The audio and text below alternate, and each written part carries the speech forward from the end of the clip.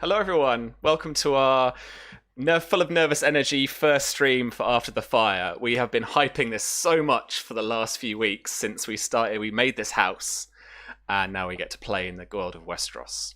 I'm joined by some lovely people. We've got Jason. Jason, who are you? Where can we find you on the internet and all that kind of all this cool stuff? Yeah, sure. Jason Catrone at Just Jason, please, on Twitter. You can find me a lot of places. I've got a pin tweet going on. Unfortunately, one of the three campaigns that I'm in is on hiatus for just a little while. We'll hopefully be coming back next season. But you can find me for the foreseeable future here Thursdays at 3 p.m. CST, 4 p.m. EST, and like every other time zone, just It's cool. whatnot. Do your own time zone, and then we'll work it all out. Yeah, exactly. And then on Tuesdays, you can find me over on either at Susanna Grace's channel, friend of the show, and actually a member of the campaign, as well as over on the Nerdsmith channel running Final Rides, alternating Tuesdays. This next one is going to be Grains of Truth over on Susanna Grace's channel. So yeah, just check the pin tweet, and yeah, hope everybody's doing okay. Thank you so much for joining. Yeah, sweet. And Dawn, you're with us as well, my second cast member. How are you doing today?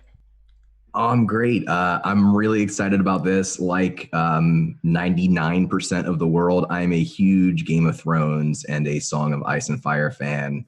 I'm really excited to play Sir Oliver. We'll learn more about him shortly, but you can find me online at Donathan Fry. I play in other games and write and do various things, and I share them all there. But thank you all. I've not gotten the chance or the opportunity to play with any of you before, and I'm really excited to get to do that today. I can't wait.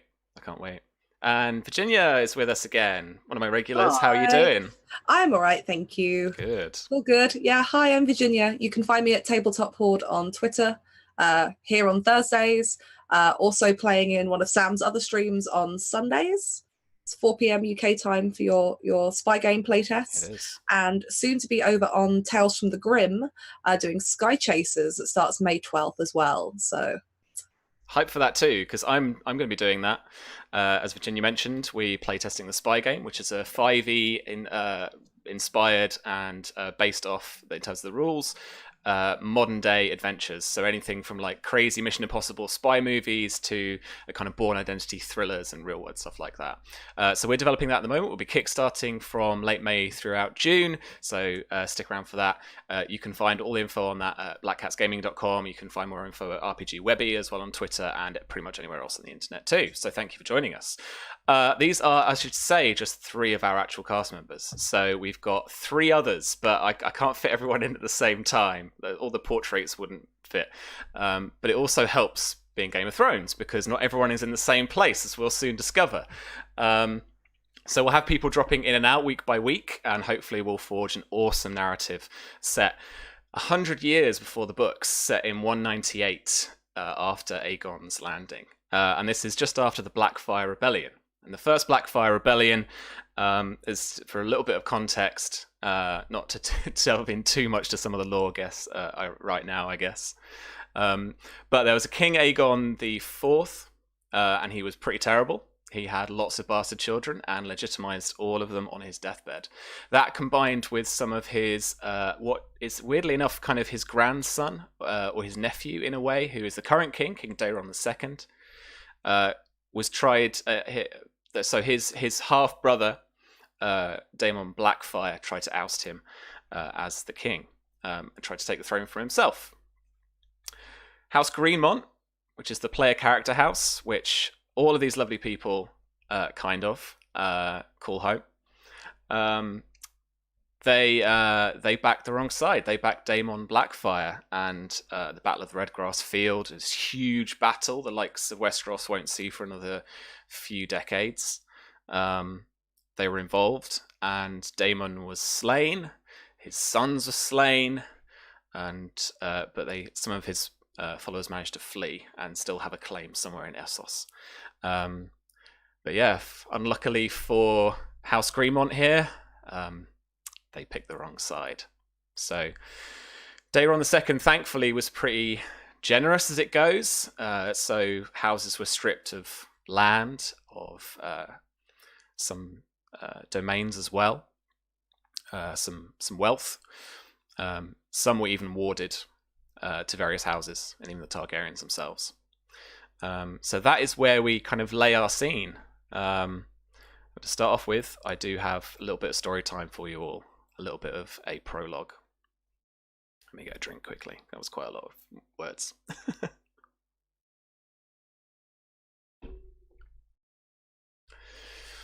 So a warm spring afternoon had taunted the Greenmont's camp for want of another day's travel. Tuck was seeing to the horses, while Robb saw to his lord. The shape of the man had withered fast, lying in his camp cot, festering in the heat of the canvas tent. Robb cursed the man who thought to build a tent of green and black as they took on the heat of the sun high above. The tent stank of putrid flesh, and Robb took one breath in and held it as he peeled away the cloth wrapping in the old man's knee. As he did, he could see the whole lower leg had turned a pale green, a sure sign that the infection would kill the old lord. This great man had been Lord Lucas Greenmont, Lord of Fox Hollow, a stout man, tall as well, but a traitor to the crown and once loyal to the Black Dragon, Daemon Blackfyre. But none of that mattered now that the stranger was near. None of it mattered now he left no male heir, only a pregnant wife back at Fox Hollow Hall, a son who'd forged his maester's chain and sworn his oaths, and two young ladies, one betrothed and another warded. Robb felt sorry for his lord for a moment before taking another breath and throwing up under the cot as flies began to dance around the tent, freshly awakening with the scent of rot. As Robb looked back up and half blinked, he saw Lord Lucas's eyes forward and meet his. "I'm bound for the next life, boy," he said, wheezing with every word. Tell my sons,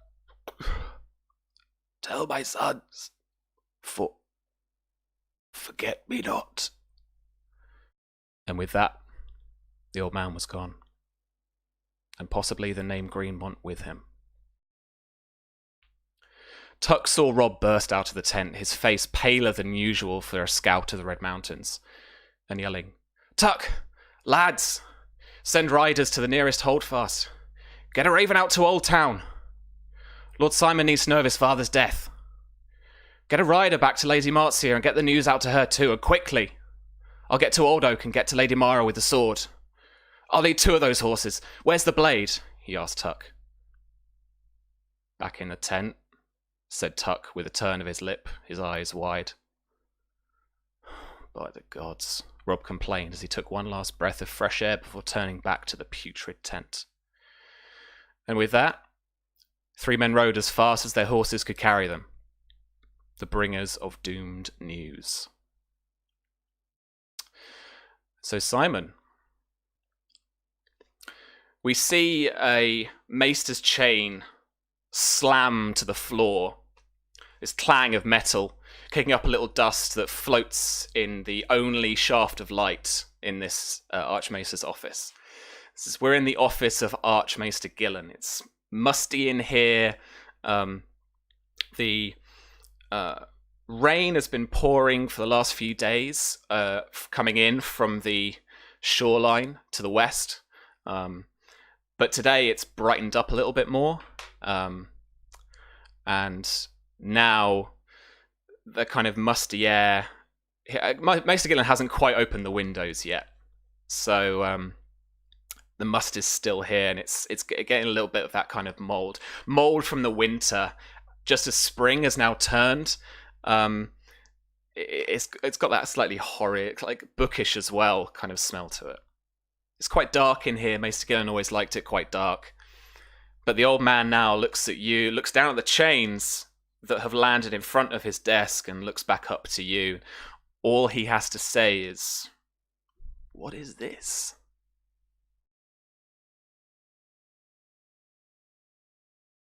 You've eyes to see, sense to perceive it. What is it? you've cast your chains at the floor. I can only assume it's some grandiose mark of casting them off. Or what is this? What do you...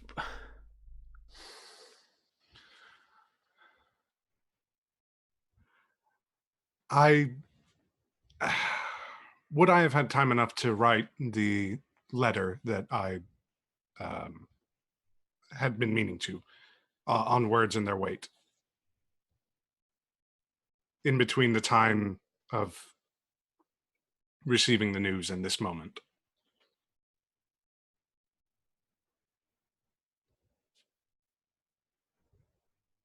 Jason, would you think that Archmaester Gillen, would he know about the news? Do you think? Would you have told him, or maybe would he have kind of taken your letters and then maybe intercepted them? I think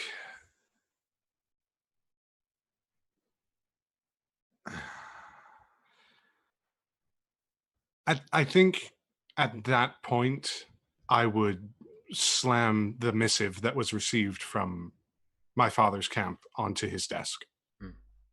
Yeah, and it's a letter that spells out in a maester's scrawl, nonetheless, the news of your father's death, and a death due to illness. Basically, the maester in the letter imagines that this is some kind of disease brought on by an old wound, not something fresh, as was kind of reported by this messenger of your house to him. But he has sent this raven to the citadel on this messenger's behalf, essentially. But yeah, it is directed exactly to you. The seal on it is not massively important, to be honest, but if you wanted to kind of dig around with that, we could figure that out in a second. Just if you were interested in that as a kind of point of intrigue. However, with this letter down on the desk, if you're introducing it, it's the first time he starts to read. It's a long scroll, little scroll that you attach to the leg, and he reads this long missive. These dark words that have come by dark wings, and he looks, and then he's like, "So I would assume you mean to leave, then?"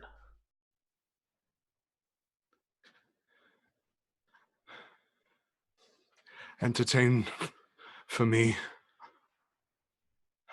one last philosophical discussion.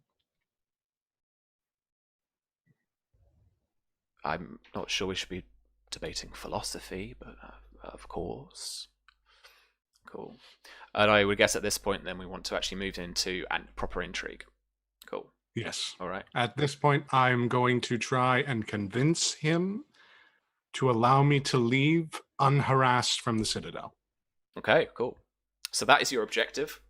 Mm-hmm. So next step, really, let me get my little round structure up here to help me out, is we've got to figure out our starting dispositions. So what is quite cool and quite important is that you do not have to tell me your starting disposition or your disposition unless I read you. Right. So at this point, bearing in mind that he is a mentor, that he has been kind of your mentor for a while now in the Citadel, at least the last few years. He gave you one of these chains as well, because the chains are. I can describe if oh yeah, go on. Archmaester Gillen was one of the principal educators that I aligned myself with at the Citadel. Since I wasn't assigned to a house, I was more like an assistant to the Archmaesters. Many of the links are copper, indicating a specialty in histories and legends, which is also his area of expertise. as an Archmaester, he has a rod and a mask of that same metal, but scattered between the copper and is a sort of menagerie of like one link of yellow gold, a few links of silver, indicating knowledge of astronomy. And even though it looks as though a good portion is actual gold, upon closer inspection, you'll see that it's fool's gold, iron that's sort of painted with that, indicating, let's say, knowledge of matters which lie beyond the realm of legality. Yeah. So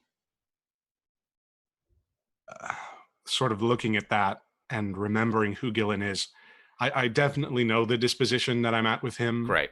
Perfect. So yeah, that's cool. So we normally start and we kind of establish an initiative order based on a status check.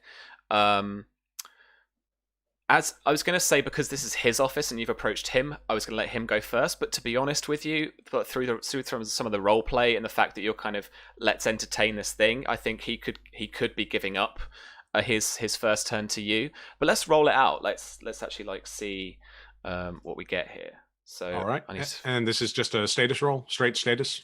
This is going to be status and breeding, funnily enough, because it's all about kind of etiquette and stuff like that. So if you've got any specialty dice in breeding, then you can add them as bonus dice. So very quickly, for people who are watching who don't know the Green Ronin Song of Ice and Fire game, it's a D6 based thing, and you just roll pools of D6, and it's a roll and keep system. So there are keep dice and there are bonus dice, so you can be rolling kind of 5 dice, but maybe keeping the best 3 and stuff like that. So yeah, if you had any breeding bonus dice, then that would help maybe a little bit, because then you just take away the lower dice. Oh no, I rolled him like as a primary NPC. Let me go find him. So I had to check my other stuff. Cool. All right. Okay, let's roll off. So my map's going crazy. All right.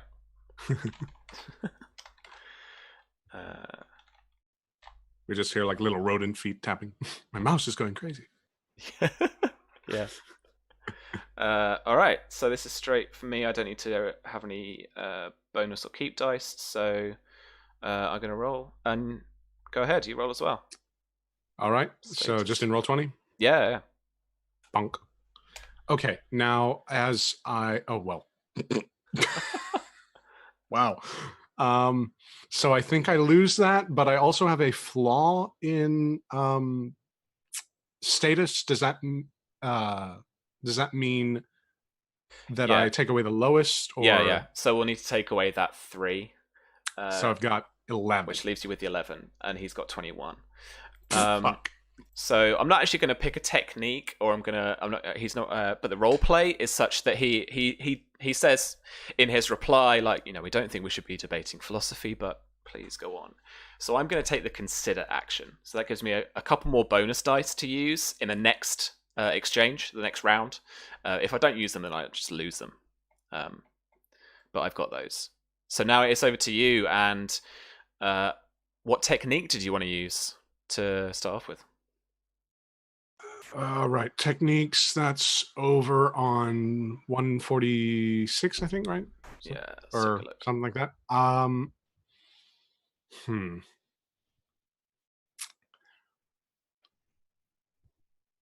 I think I'd be using the I'd be trying to use convince to sort of lay out a line of logic whereby he can sort of rationalize that, hey, this is just me leaving. You don't have to do anything. If you want, release me from the chains and we'll figure it out. But yeah, it's basically me trying to again convince him to let me leave. Cool. All right. Cool. So award bonus dice for some cool arguments, or it doesn't necessarily have to be brilliant acting, but like particular arguments or like little kind of plot points or secrets you introduce will be give you bonus dice as well to that, which should really help. And then as well, if there are any actual like static bonuses because you said the right or the wrong thing as well, I'll give them out too. So correct. Go ahead. What did you want to say to him? So I'll sort of sit down, get on his level. If he's sitting, I won't be standing. I'll just be stepping over the chains and like really trying to get his attention. Sure. And there's another seat on the opposite side of the desk that you can sit in. So it's more on the level. Yeah. Yeah. So as I sit, I sort of stoop down and start like trying to convey. So first thing first.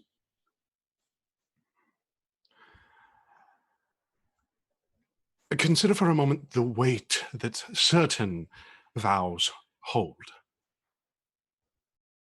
We are in this realm encouraged to keep to these things for want of virtue, for want of demonstration of adherence to norm, etc., etc. Consider the vow of marriage. A husband and wife joined together until some outside influence separates them, be it death, be it unfortunate separation. Then consider another vow, the vow of the Night's Watch, that one takes on the black to defend the realm, to patrol the wall. A vow that is similarly upon death absolved, responsibility abdicated. And consider the maestership that I swore, that you swore, that everyone in this fucking tower swore. It is in similar effect ended in death. However, in the case of marriage, extenuating circumstances happen all the time. A man can divorce his wife if she is an adulterer, or if circumstances prove the dissolution of their union necessary. A brother of the Night's Watch may abandon the wall, even if it is against the vow that he took. Still, he is afforded that opportunity. For a maestership, I ask, what are the circumstances for abdication then? Is it dependent upon the weight of responsibility that we bear? Is it dependent upon the importance of the vow? And if it is dependent upon the importance of the words, what if there are words that have more, that carry more weight? A vow beyond the vow.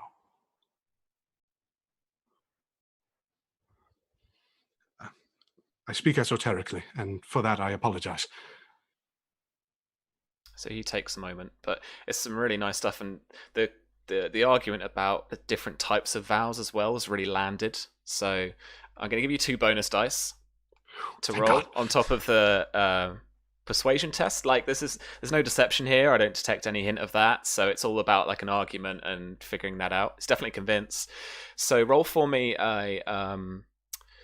well, are you straight up trying to influence him and actually like deal some composure damage, or are you trying to like read him, or are you trying? What's the action essentially?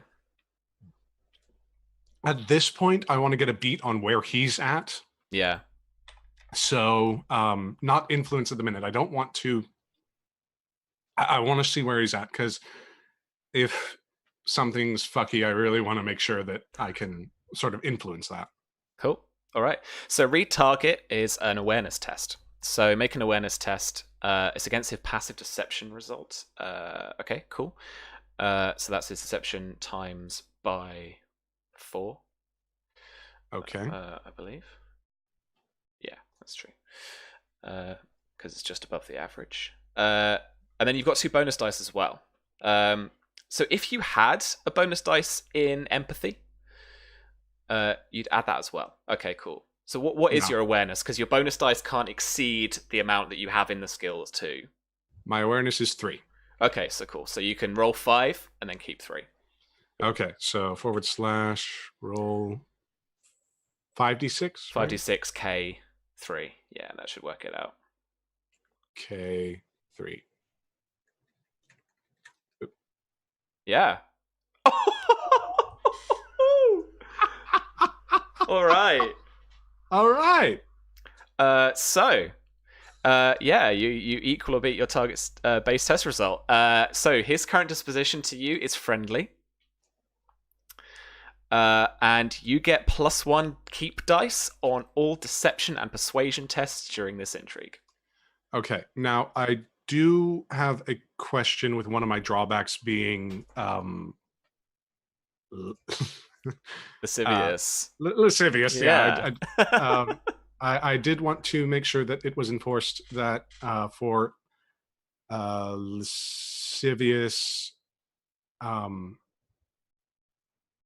first persuasion test. Okay, this was not a persuasion test, right? No, this was an awareness test, so you're all right for that. An awareness test for now, but excuse me, it is that the first persuasion test must use seduce. I also get a -1 dice on charm, so that's not good. But yeah. So what is his composure at the minute? Do I get that information? You don't get that. No. Okay. But yeah, his disposition is friendly, so he's not going to have much armor against your influence attacks in terms of that. And also a reminder for myself too, mate. But bear in mind, make sure you add your modifier based on your disposition. So his persuasion tests are going to have a boost because against you because he is friendly. But you got that at least, and you've got the +1 keep dice, which is awesome. So you should be rocking with it. He replies essentially, these vows, a lot of them really, and the circumstances with which you discuss them, end in death, not just the death of somebody else necessarily. The case of marriage is slightly different. He rambles on a bit, but they end. You have not died, and therefore your responsibility to the Citadel has not come to an end, and can't, I'm afraid. So I'm going to try and convince you of that. So let me roll my little dice here. Not many, just 2. Yeah.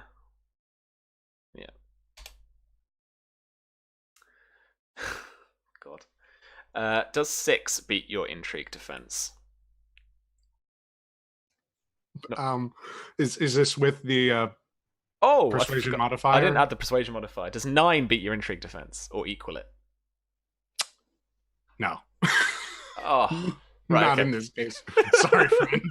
No, that's fine. You were close. It's 10. So okay, yeah. Okay. If I hadn't rolled that 1, we would have been a bit better. All right, cool. Yeah. So now I didn't. He didn't manage to get through to you essentially. So you're welcome to argue back. That's your turn. As he brings up that I have not died and whatnot. Very true. But as I understand it, one of the multitude of vows that a maester must take for themselves in the forging of the chain involves a vow of celibacy. Now, you and I both know perfectly well the brothels in Old Town flow with the chains of maesters. He gets a little bit uncomfortable, leans back in his chair. An unfortunate and terrible truth. But he dodges your gaze, actually. And, of course, unsubstantiated rumors beyond the walls of this office. But in the breaking of one portion of the vow, is then the vow rendered null and void? Or could it be that in willful abdication, such as mine own, and he points back to the chain, there exists some better end? If not better, then at least less embarrassing? And is there no case where a maester was expelled or was otherwise robbed of his office for one reason or another, be it by his own influence or from another? Jason, are you alluding to something here? Maybe. Because you're trying to get him to like absolve you of the vow. Okay, that's cool. I really like it. What technique did you want to employ? That is a very good question, and I've got to get back to the techniques because I'm not entirely sure. I think at that point, it would be beyond convince and go into sort of a bargaining sort of mentality, whereby he's trying to reason with Gillen at this and say, look, I just want to leave. That's not as bad as being caught with, someone at the brothels. That's not as bad as me being whisked away by some unknown entity. Like, it's just me throwing down the chain. Which in comparison isn't that bad, right? That's that sort of thing, like, hey, right? Yeah. So a defeat with bargain means that you have to offer something in return for getting that service. Or we can come to that if you defeat him with this, obviously. But yeah. So you've got your +1 dice to this. So bargain's cool.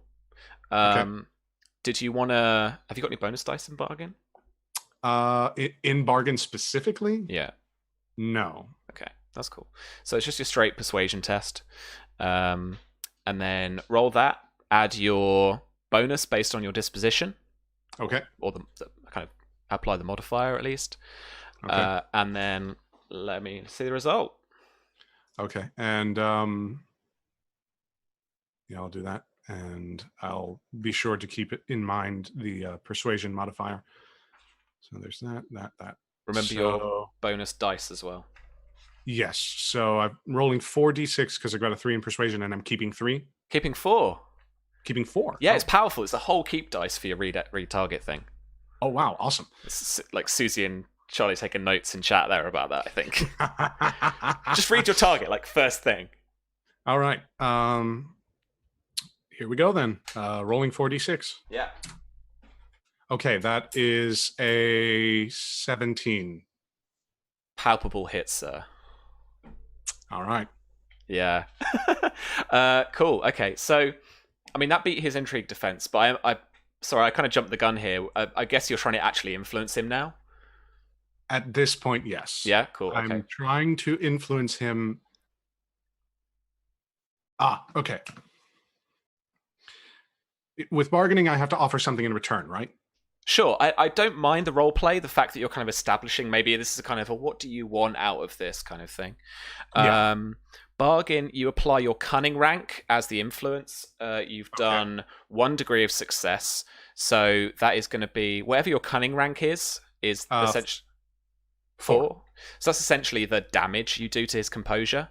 And just let me check my DRs here on my disposition. So his friendly, which knocks 2 off, so that gets absorbed. Right. But you've done 2 to his composure.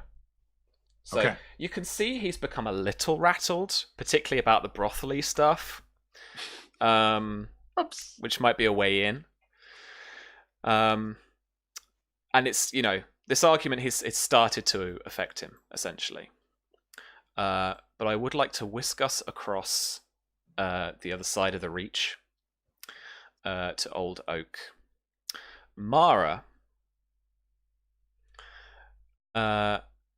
handmaid in your guest chambers here at Old Oak, the seat of the Oak Hearts, your betrothed house, is brushing your hair. Your room is all of a flutter. It's the morning of your wedding to Lord Alistar Oakheart, the young oak, the heir to the house. Standing inside the room, but at the door, is your confidant and chaperone here, Sir Oliver. And past him comes another serving wench with a tray of breakfast. Fresh fruits, sweet cakes, syrupy treats, everything you'd want for a hearty breakfast on your wedding day. That's where the description ends, don't worry. Lying on your bed, is your white wedding dress. Any ideas you want to add to what your wedding dress might look like? Bearing in mind we've just entered spring, so it's still a little chilly out. In fact, the weather has been fairly similar for you as well. You're by the coast, but you're not on the actual shoreline. But for the last few days now, heavy spring showers have rained down on Old Oak and made the ground really soft and wet. And it's only just now, today, that the sun has finally come out. It hopefully will dry enough for the tourney tomorrow. But yeah, so it's you've been kind of kept indoors. But it's a bright morning. It's still quite brisk. But the shutters have been opened, and you can see out into their domain as well. But what's your wedding dress looking like? So I imagine that it's Westerosi mostly in style, but she probably would have wanted a slightly Dornish flair to it. So I imagine it's quite flowy in places. It's that kind of heritage from her mother. Oh, it's the style of the time. It's the style, honey. And I imagine that it's almost a kind of Marjorie Tyrell thing where she's actually got forget-me-nots sewn in, like fresh flowers sewn into the dress. Yeah. That kind of go all down like the back of the train. I love that. I reckon there's got to be, for Dornishness, there's got to be some silks involved. Oh yeah, there's probably like heavy like silk embroidery. Yeah. I imagine that the kind of taking on of her betrothed house, so there's probably kind of oak leaves and stuff worked into the embroidery kind of behind all the forget-me-nots, working up along the kind of front of the bodice. And yeah. Hung up as well would be your maiden cloak, which is in the it's in the Greenmont colours of black and green. Has the sigil embroidered in with the white heart with the 3 swords. And this is going to be the cloak that your father is going to remove, and then your new husband is going to put on you during the ceremony. In through the door walks Lady Oakheart, Lady Jane. She gives you, Sir Oliver, a quick sideways glance, slightly bristled as she walks past. And then, as you're kind of sat at your vanity table, Mara, she pulls up a stool and sits just nearby. She asks, how are you doing, my dear, this morning? Oh, I'm doing wonderful. It's just everyone keeps bringing me all of this food. I don't know how I'm going to fit in my dress. She clicks her fingers, gets a servant to give her an apple, and then starts eating. She puts her hand on yours, and she says, "Oh, my dear, I don't I don't want to really pry. Have you heard from your father? It's getting awfully late. I mean, the wedding is today. I haven't heard anything. Perhaps I've been held up at a holdfast. The weather's been terrible. If the ground's soft, that many wagons, it could be terrible getting up here. Yes, well, there have been lots of others managed to get up here on carriages too, and well, I just, the tourney is tomorrow. We can only hold people for so long. And just pushing for you for really something that you can't deliver. Like, you can't just magic your dad up from anywhere. But she's really pressing you on this.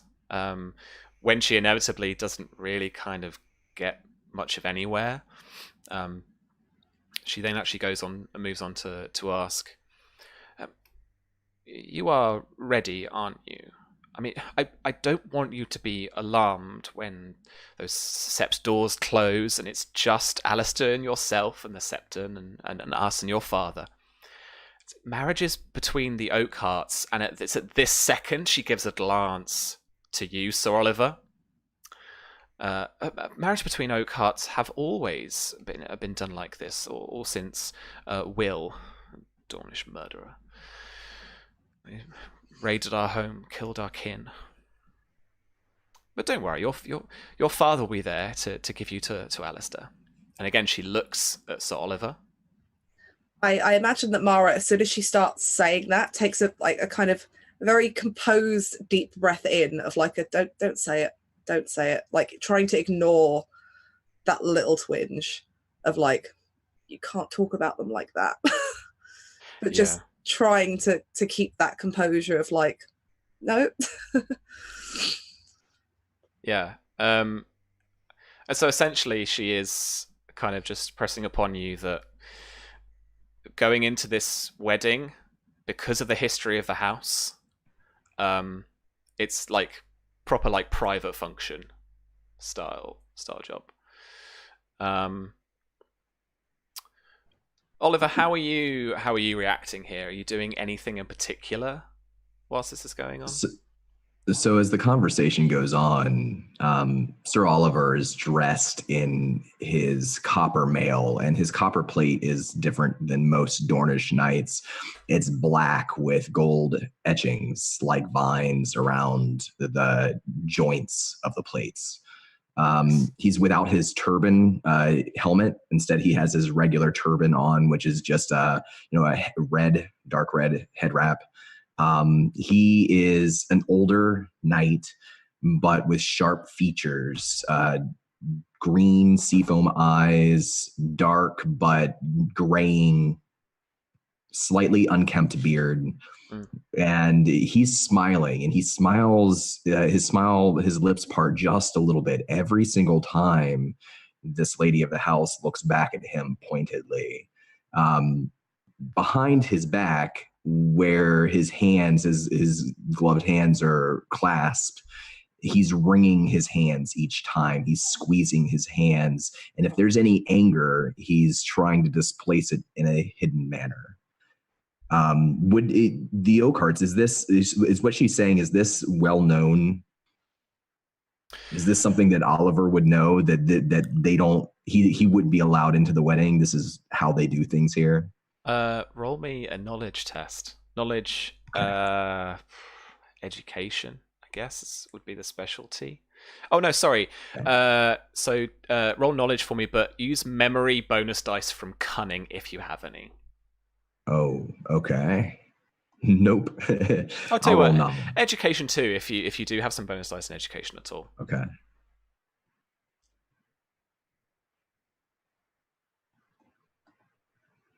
So that, depending on the kind of the degrees and stuff. I rolled a 2. Okay. Well, marriages aren't like private matters. Marriages are like in front of everybody, and then you celebrate, and then there's the feast and the big wedding pie, and then there's the bedding ceremony, and they get carted off to bed. Like, this is weird. And So I guess then maybe instead of like knowledge, do I get the hint? Do I get the vibe as she's looking back at me and she's saying this, that she's trying to get away with something that she knows she shouldn't be able to, or that she's trying to pull one over on me as a guardian of my no, ward? the looks are much more just much more racist, much more standoffish and xenophobic. Um, there is something a little bit deeper than that though, and it's personal for them. Mhm. Like ever since you arrived, and I'm imagining a few weeks ago, like the Oakhearts haven't said like two words to you. They've always like gone through Mara or spoken to a page or a squire or somebody, and they've like talked to you and stuff. The Oakhearts are kind of finding it troublesome in the, and this the kind of hints you get from the last few weeks. They're finding it difficult to find a place in this kind of newer regime. So even before the Blackfyre rebellion, when Daeron II became king, the because of his wife is Dornish, their influence in court became so much more, and he brought in Dorne to the Seven Kingdoms when nobody else could. And he didn't do it by conquering them or marching an army to Sunspear. He did it diplomatically. So I believe it's Marin Martell at the moment. His wife is Targaryen, and so there's so much more Dornish influence in court. Like you were saying, Virginia, even your wedding dress has got these influences. And so they're an old Reach house, and like you don't need to roll knowledge for this. Like they're known for killing Dornishmen. Like they are ancient enemies. This is an ancient house with old grudges. That's the vibe you get. So there is something personal about it for her, and the way that she looks at you. Sir Oliver has dealt with this particular energy for a very long time, and he too is a great killer of Dornishmen. As he gets this look from her, the same look that he's been getting from the people here for several weeks now, instead of smiling at her, he looks to the young lady that he is here to watch over, and he gives a different sort of smile. It's a reassuring, don't worry, I'm here, she doesn't matter kind of smile. Okay. I would like you to roll for me. Persuasion Charm. I just want to check up on quick intrigues again. So rather than do the full thing, we can just make one roll. I think faster intrigues. Could I get a bonus for empathy? I'll give you that. Yeah. Okay. Yeah. So because you are conveying something via just body language, kind of innuendo, rather than actually like trying to convince her of something. Did I do that right? No, I did that wrong. I have to roll 3d6, so I'll roll 1d6 more. So a 7. Cool. She sees what you're doing, but she kind of, shies away, turns back to Mara when she's speaking. Outside the corridor on the other side would be windows and arrow slits out into the courtyard, out into the actual yard itself.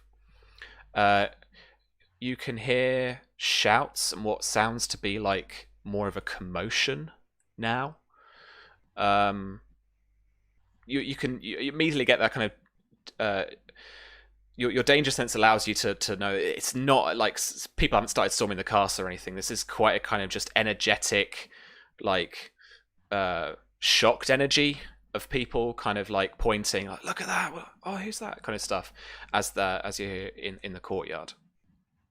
as you take a second just to peer out, you can see a much larger carriage, larger than you've seen arrive in the last couple of days, at least, actually enter the yard. Does it look like one from House Greenmont? No, it doesn't. It has the colors of orange, and taking another little look out just through the arrow slit, so actually moving out into the corridor now, and just that interest, that intrigue just piques you, and you just take a look, and the spear through the sun of House Martell, it adorns this carriage, and they are outside.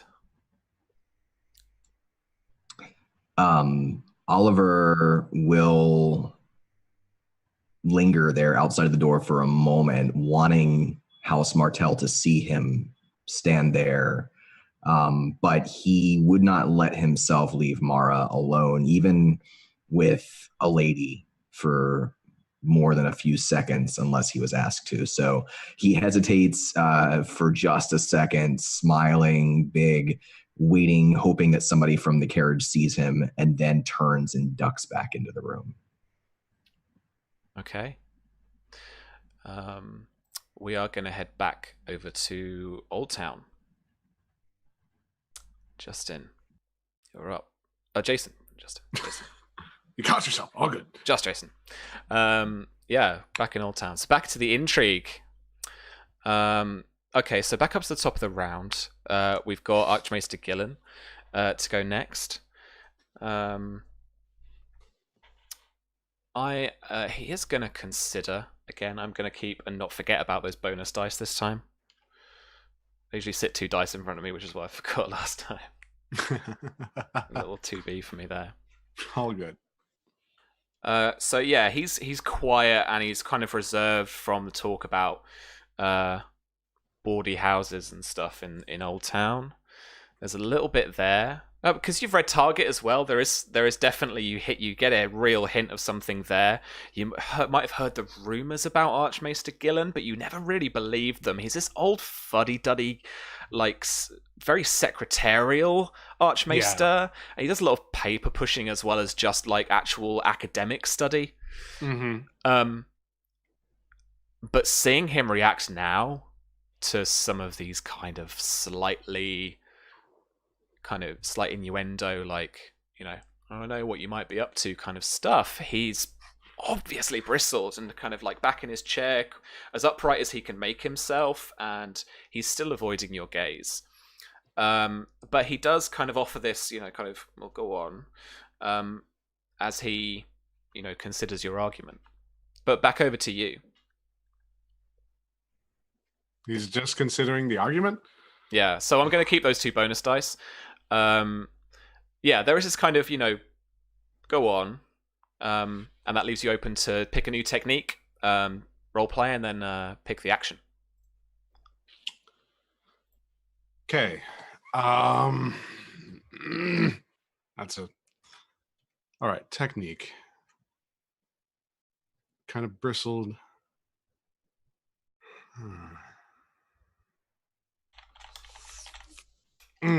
Okay.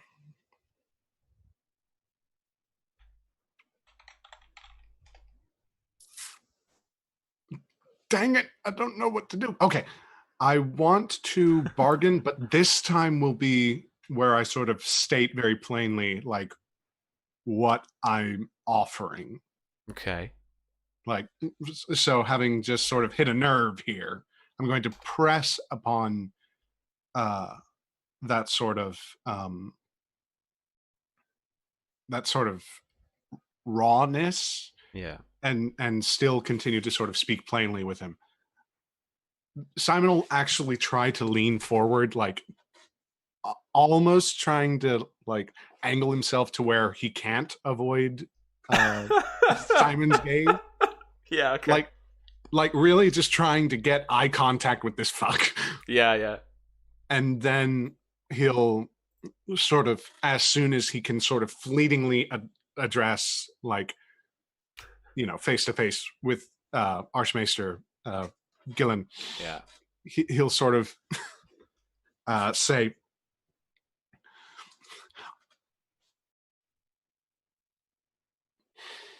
obviously, of course, the weight of these chains bears heavily on us all in our respective manners, and obviously we must bear the weight or succumb to it. That I still draw breath and yet succumb, and I point back to the fallen chain. Is that not more useful to certain persons, such as yourself, perhaps? If there were one such as myself that were rid of it? Someone who could... he'll hesitate at that point and clear his throat. Someone who could, beyond the walls of this citadel, serve to further the agendas of the Archmaesters, or at least be sensitive to their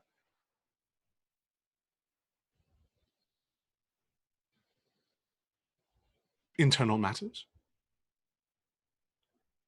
It's a peaked eyebrow. Of course, I am but a maester with only 30 links in my chain, garnered over, God's how many years? 16, 17.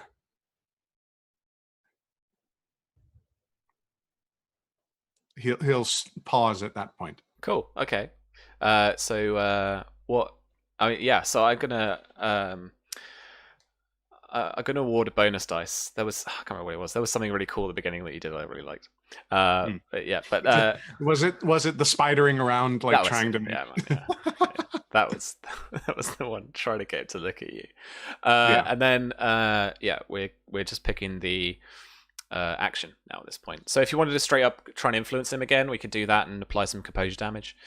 I think that'll be it.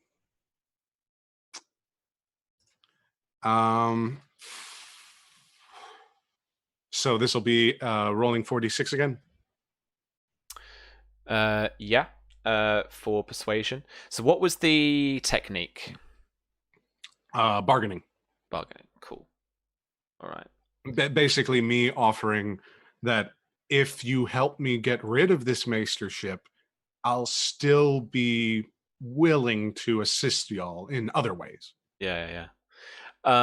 So you've got the bonus dice from the retarget, but your first persuasion action wasn't a seduce, was it? So we're dropping that.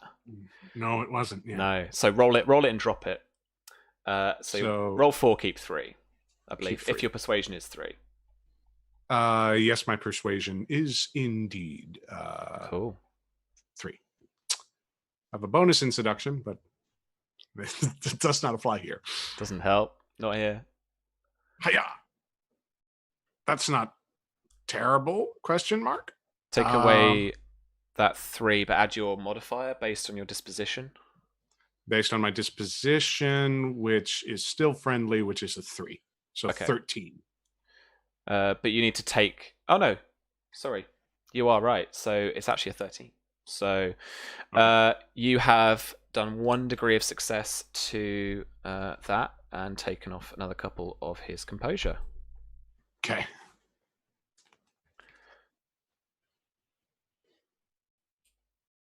All maesters serve the citadel first, really, when all is said and done.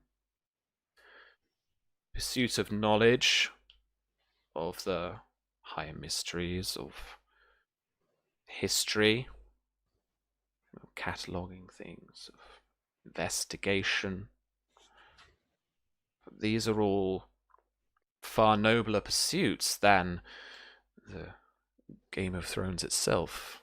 And so, really, if you were to go out into the world with your chain, serving a house, you would in fact be serving the Citadel, and not necessarily the house that you were to live under, no matter who they would be.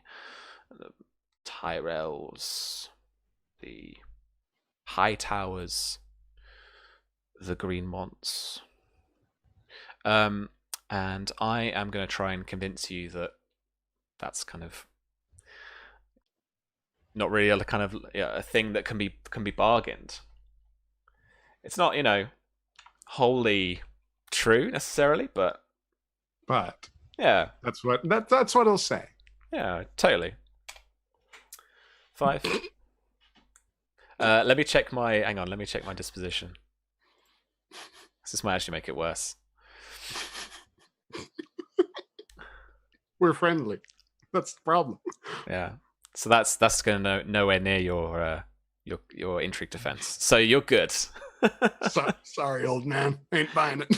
Wait, I had bonus dice. I forgot my bonus dice. Let me roll 2. Oh, yeah, shit. Yeah. Let me roll 2 more again. Oh, right. Okay, a 6 and a 4. Okay, 6 and a 4 is 10. Ah. So I take away the 2 worst ones. Okay. 6 and a 10. No, take away the one is 9. I got a 9. Again, just short by that 1. Yeah. Just short. You're getting there. I think even with the little bit of meta you can get, he's not really quite being that kind of straightforward with you. Yeah. But yeah. Okay, so that's done no composure damage to you because he's trying to influence you. But back over to you.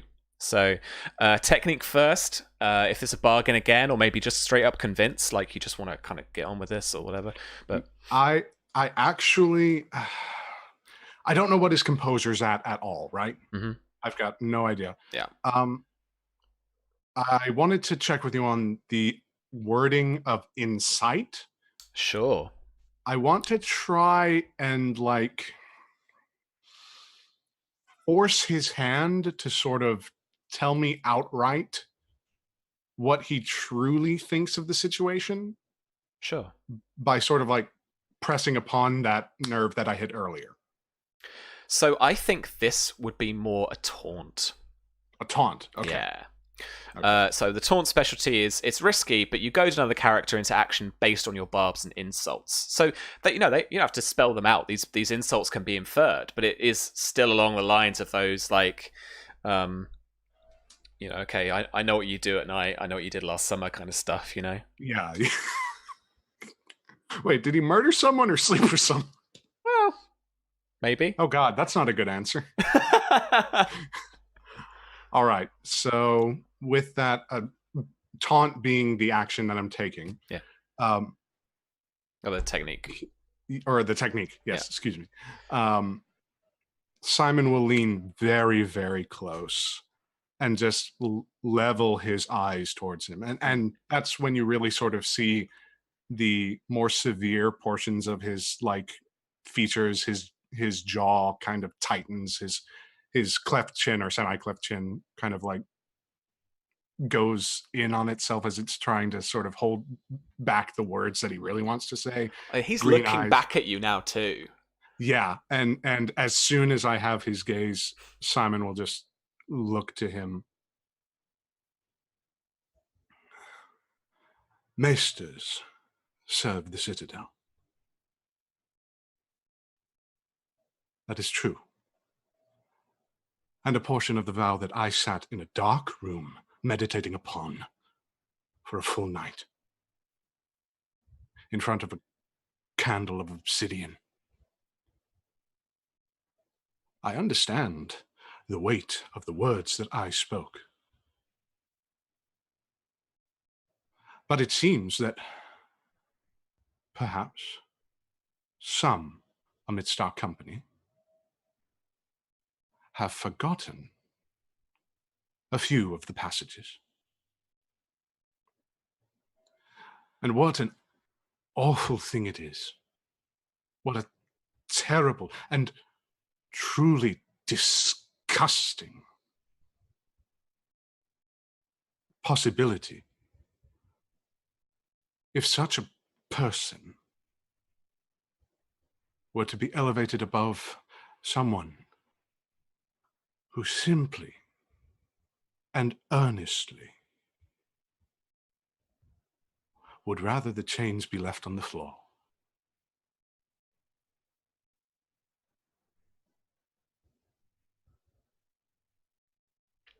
I'll give you 3 bonus dice for that. That was nasty. All right.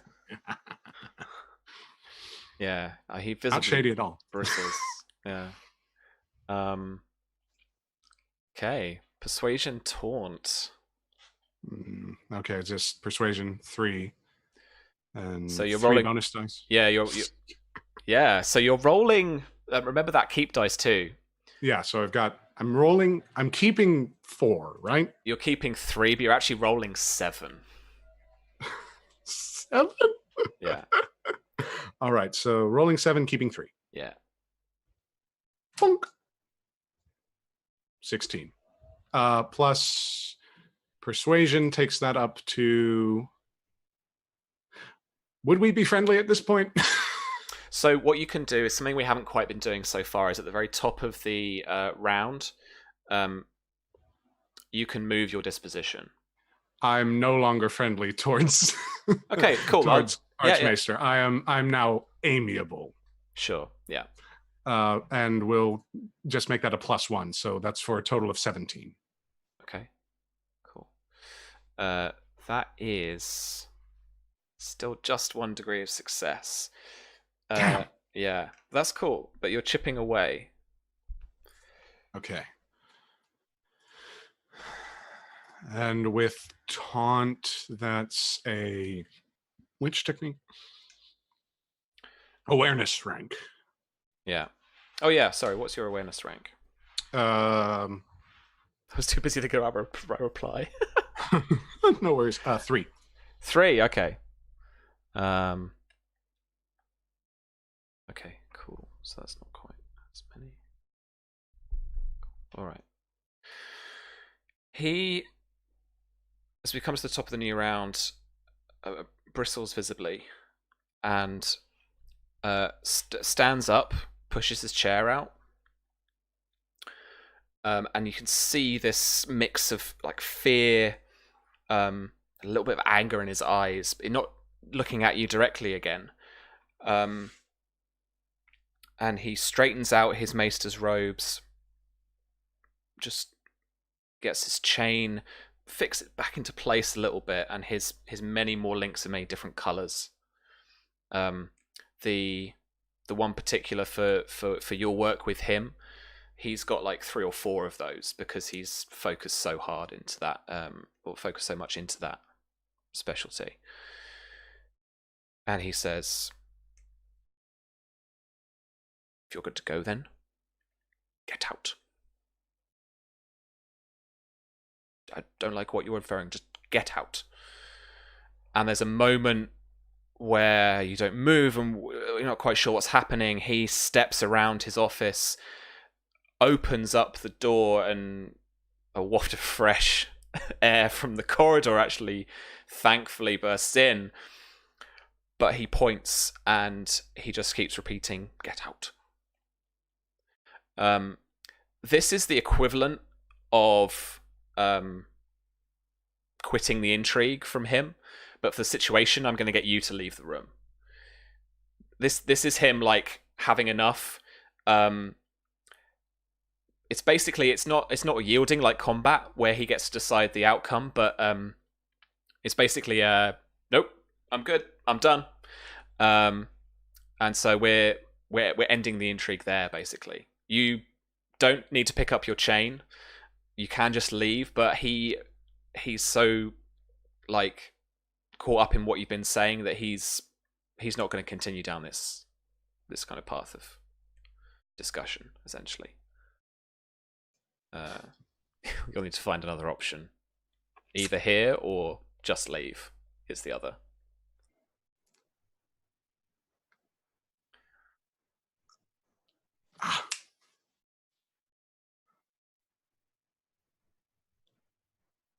I'll look at the chain. I'll step around it. And then I'll address him in Valyrian. Okay. because now that the door is open, not a lot of privacy, but there's nobody listening. So in Valyrian, I will say something to the effect of,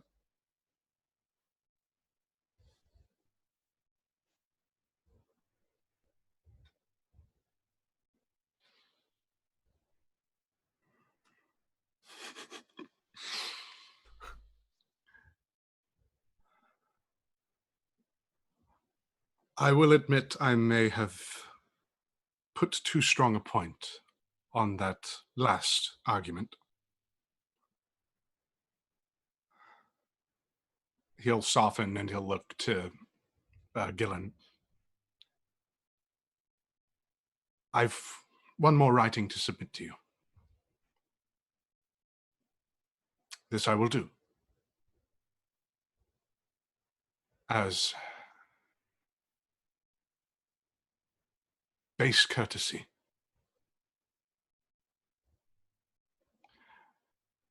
But I must know. And I'll get back up in his space and try to look him in the eye once more. He looks back at you.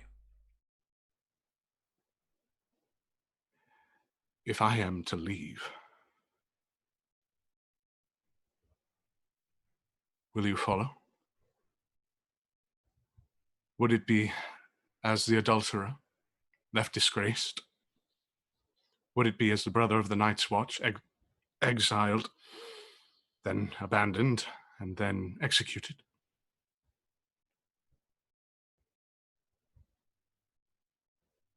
He doesn't wait for a reply and instead puts a hand on Gillen's shoulder.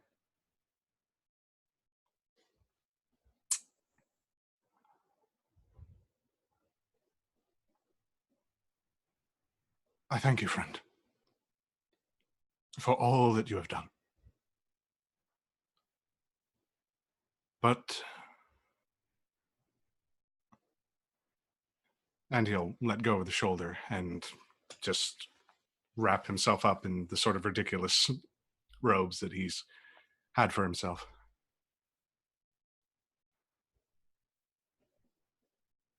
I feel my calling, and it asks me to depart from these vows. But before I leave, you shall know what I think.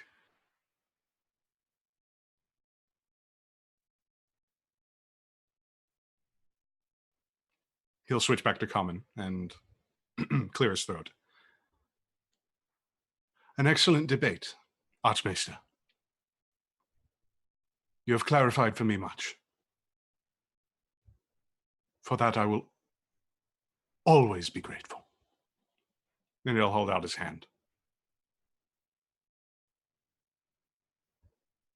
Get out of my office. It'll clench into a fist, white-knuckled. And he'll leave. Go back to his room and start writing. There's the kind of limp slam of a door behind you. Not very impactful, not very strong, but it's definitely a lot more forceful than you're used to Archmaester Gillen closing a door. Okay. Time ticks on at Old Oak. And it's getting much closer now to the ceremony. The afternoon begins. I'd imagine you haven't really touched much of your breakfast. No. No. And I mean, more lunch is presented. And after that, really, there isn't much to it. There is no word from your father yet, or the scouts that were accompanying him. Time is getting much closer to the actual ceremony itself. Lady Jane comes to you again. She asks, Could Could someone be of assistance here? Could someone take you down the aisle, perhaps? I mean, we have the feast almost laid out itself now, and we must get on. So Mara will stand up out of her chair, probably fussing off somebody who's, sorting out her hair or fixing something that probably doesn't need to be fixed. If my father doesn't arrive, there is somebody who can walk me down the aisle, if that's what you're concerned about.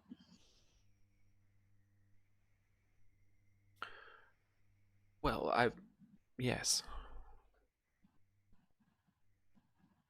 And Mara she won't say anything. She'll just look over to Sir Oliver, who I imagine is still sitting somewhere in the room. Yeah. He's standing over by the door, on guard still. And she'll kind of look at you and hope that you've taken note of what she said. You see back, like a very small nod of his head. And I will look back to Lady Jane.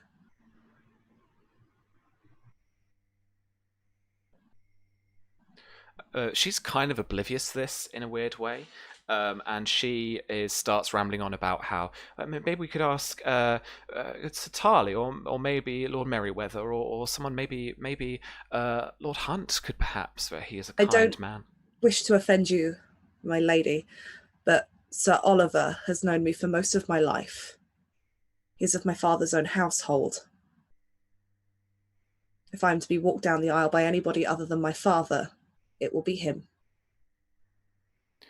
She looks like utterly shocked, and there is this lingering moment, broken by a cry from the yard, that you both can hear fairly clearly. And it's, let me through! Let me through! And you can hear the gallop of hooves enter the yard.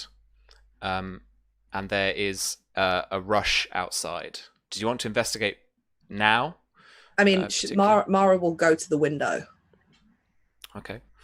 Outside the window in the corridor, both of you can look down and see that there is a Greenmont scout stood in the wet yard mud, surrounded by the ancient stone of the First Men Castle that you're inside. Amongst all the carriages and the various people and commoners moving around, and still people bringing in food and drink, there's this one scout, and he's just kind of like let go of two horses. He's not got them stabled up or anything like that. He is arguing now with the two guards that are stood on duty at the kind of you're up a couple of floors and you're looking down. You can see him. It's kind of the main door to the actual keep itself, and he's arguing with them, and he's saying, I must get words to her. Let me through. Do I recognize the scout? Do I know him by name or? How close would you have been to the unit of scouts as such? I mean, it depends. Anyone who was probably quite close to my father, I probably would have known by name because I probably would have grown up around them. Sure. So if he is somebody that would have served my father directly and quite often, then quite possibly would know him by name. Yeah, well, so this is Rob. This is let's call him Red Rob. This is Red Rob, who has served your father quite faithfully for a number of years now. Fairly young to the scouts, but now kind of, I suppose, mid-20s. And like he's always being picked out for riding and escorting and stuff like that. You guys don't have a personal guard. You didn't buy that with your points, so there's no proper suited and booted knights with personal guards, not like kind of Lannister style. But so the scouts are the next best thing, basically. So he's in his kind of hard leathers that have been softened and dampened slightly on the journey. This is Red Rob. I will. Is this kind of like one of those where it's like open, so the corridor goes out to opens into it, so that it's not windows, it's just like open air. Yeah. Mara is panicked now because he showed up. There's no one else with him. She will call out like over this, like she'll call out to Rob and be like, Rob, and then be like, let him through now. Sorry, was that to like guards that are nearby? I will shout to Rob, as in like calling out in like recognition, Uh-huh. and then shout for them to let him through.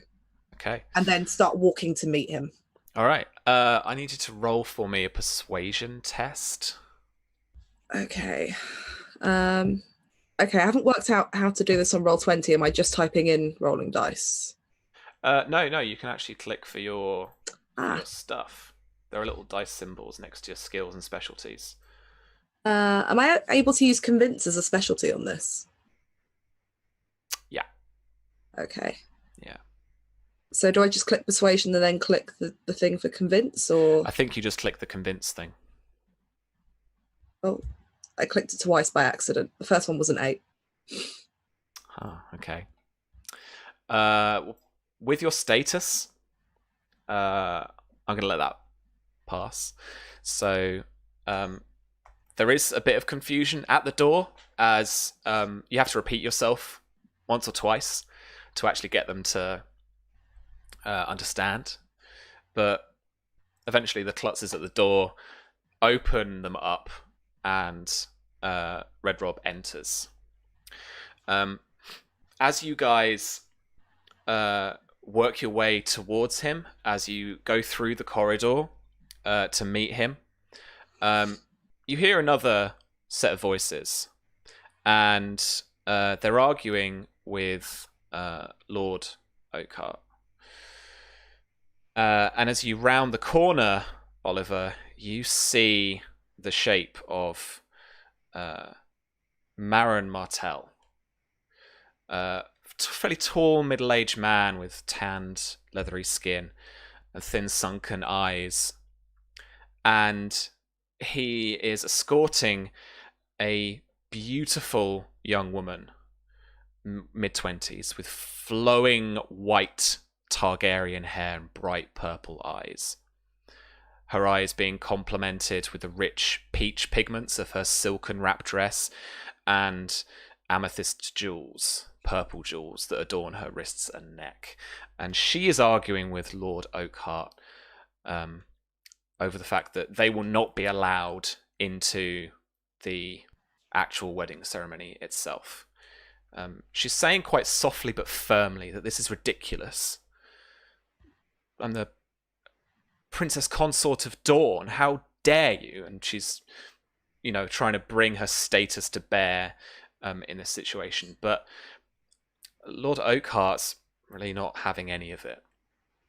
But more interesting than that is a few steps back from the pair there are stood some Dornish knights, stood around. A couple of them smiling and just laughing to each other about what's going on. You see here the colours, the pinky purples of Dane, the colours of Fowler, Santagar, and you also see the sandy coloured turban and the black portcullis shape of the charge of House Ironwood. And this knight in particular is the one who is smiling to his fellows and laughing under his breath. Your brother, Sir Horatio Ironwood, is stood down the corridor behind Maron Martell and Daenerys Targaryen. And past them is the staircase down to the yard.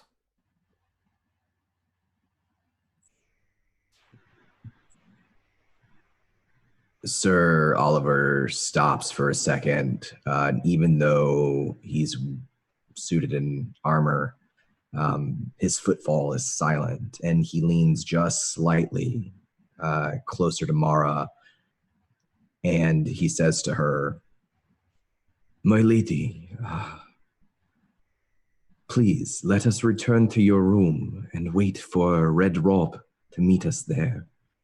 We must be careful, whatever is happening. We must stay behind closed doors. There are those here who would be dangerous to you." And he looks sharply down the end of the corridor, his eyes locking first on Marin Martell, trying as hard as he can to not look at his younger brother in the eye. Mara will take a pause as she listens to Sir Oliver, but she just feels that something is wrong. Red Rob has showed up. There is nobody else here, and so she'll kind of whisper back to you of, "That's why I keep you around, but I have to know where my father is." Of course, my lady. As do I. But let us speak in private and wait. When we moved out of the room, Sam, Yeah. did they let him through, right? Like he's coming towards us and we're moving towards him at the same time? Yeah. Yeah. So your plan is very feasible. Like you could come back up to the room and then he could find his way there. We should empty our room of all who are not of the House Greenmont and wait for Red Rope there. Just you and I and him, my lady. Mara will take that minute to compose herself again and nod. Very well, so she'll go back up the stairs, and she's trying to keep herself composed as she feels more and more panicked about what's going on. And when she enters the room, she'll say to I imagine a few handmaidens in here, just out, everyone out, please. They give you that extras in an episode. Look for a second. The kind of handmaidens, and they're all handmaidens for this. That look of what? Okay, and then just after that second, everyone starts departing, and they funnel through the doorway, just the one person doorway into your guest quarters, and then you've got the room. You wait, presumably, and you hear quite a commotion from outside in the corridor, and you actually catch a little bit of like, oh fuck, and then actual full laughter, laughter that pierces through your consciousness, Oliver, because this like is undoubtedly the sound of your brother. Like that's weird, creepy. You've not heard this for years, and yet it's like a throwback to childhood or to growing up in adolescence with these guys. And it's like that's that kind of really wide open mouth, kind of male cackle almost. That really kind of hearty but kind of high laughter. And you do hear him say kind of, "What's the matter, friend? Where the fuck are you going? Don't you see your queen is here?" And then he's like, kind of motioning to the to Daenerys. And as Red Rob actually approaches the doorway, the Dornish knights are just behind him. And they're all kind of goading him as he is all of a kind of fluster and a whirl as he gets into your guest quarters, and it kind of looks at the two of you. And behind you, Oliver, you see your brother finally take that second just to recognize you.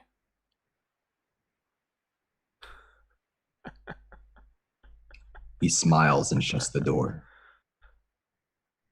inside, Red Rob is panting, uh, my lady, and he gives you a very shallow bow. Sir, I'm afraid I have come bearing sad news. Mara will start pouring 2 cups of wine, one for her and one for him, and hand it over to him. Thank you, my lady. And he drinks deeply. just to catch his breath and moisten his mouth. And takes a second. Invites you to sit down. She doesn't, she stands. Which is some other way to say it's all the cliched ones, isn't it? But Rob, what is it? Sorry to have to tell you that your father passed away on the road here. She drops the cup. He got sick just north of the mountains, and we couldn't find a hold fast in time for a Maester. And when? How long ago? I've been riding for a few days, hard. So I had to change a horse at the Mander. A few days ago. I'm sorry, my lady. Does my brother know? Have they sent riders to the Citadel? I asked them to send a raven. I think so. He should be. And my sister? She's a child on her own. I don't know, my lady. Someone needed to take care of your father's body. There were only 3 of us. I hope that Tuck at least had a decency to send a raven to Summerhall. Where is the body? Rob, where is my lord's body? I asked them to take it back to Fox Hollow. It is where it should be. We were only a week or so out at the time, just north of the mountains. Mara at this point will reach out to Sir Oliver next to her and just kind of steady herself, because she's trying to keep this strong sense, because she's got to get married in a couple of hours, not even that. So she'll like grab onto your arm and just try and hold herself up and try and keep her composure. He'll take a sharp breath, a deep breath, and place a gauntlet underneath her arm just to kind of help steady her. Not too much, not to, he's not holding her up. He's just helping her for a moment. And he'll look down to her and you'll see in his eyes the mist. But he manages a little smile and he says, "My lady, it is you now. You must do what is right for your house. We will speak word of your father later. Yes?"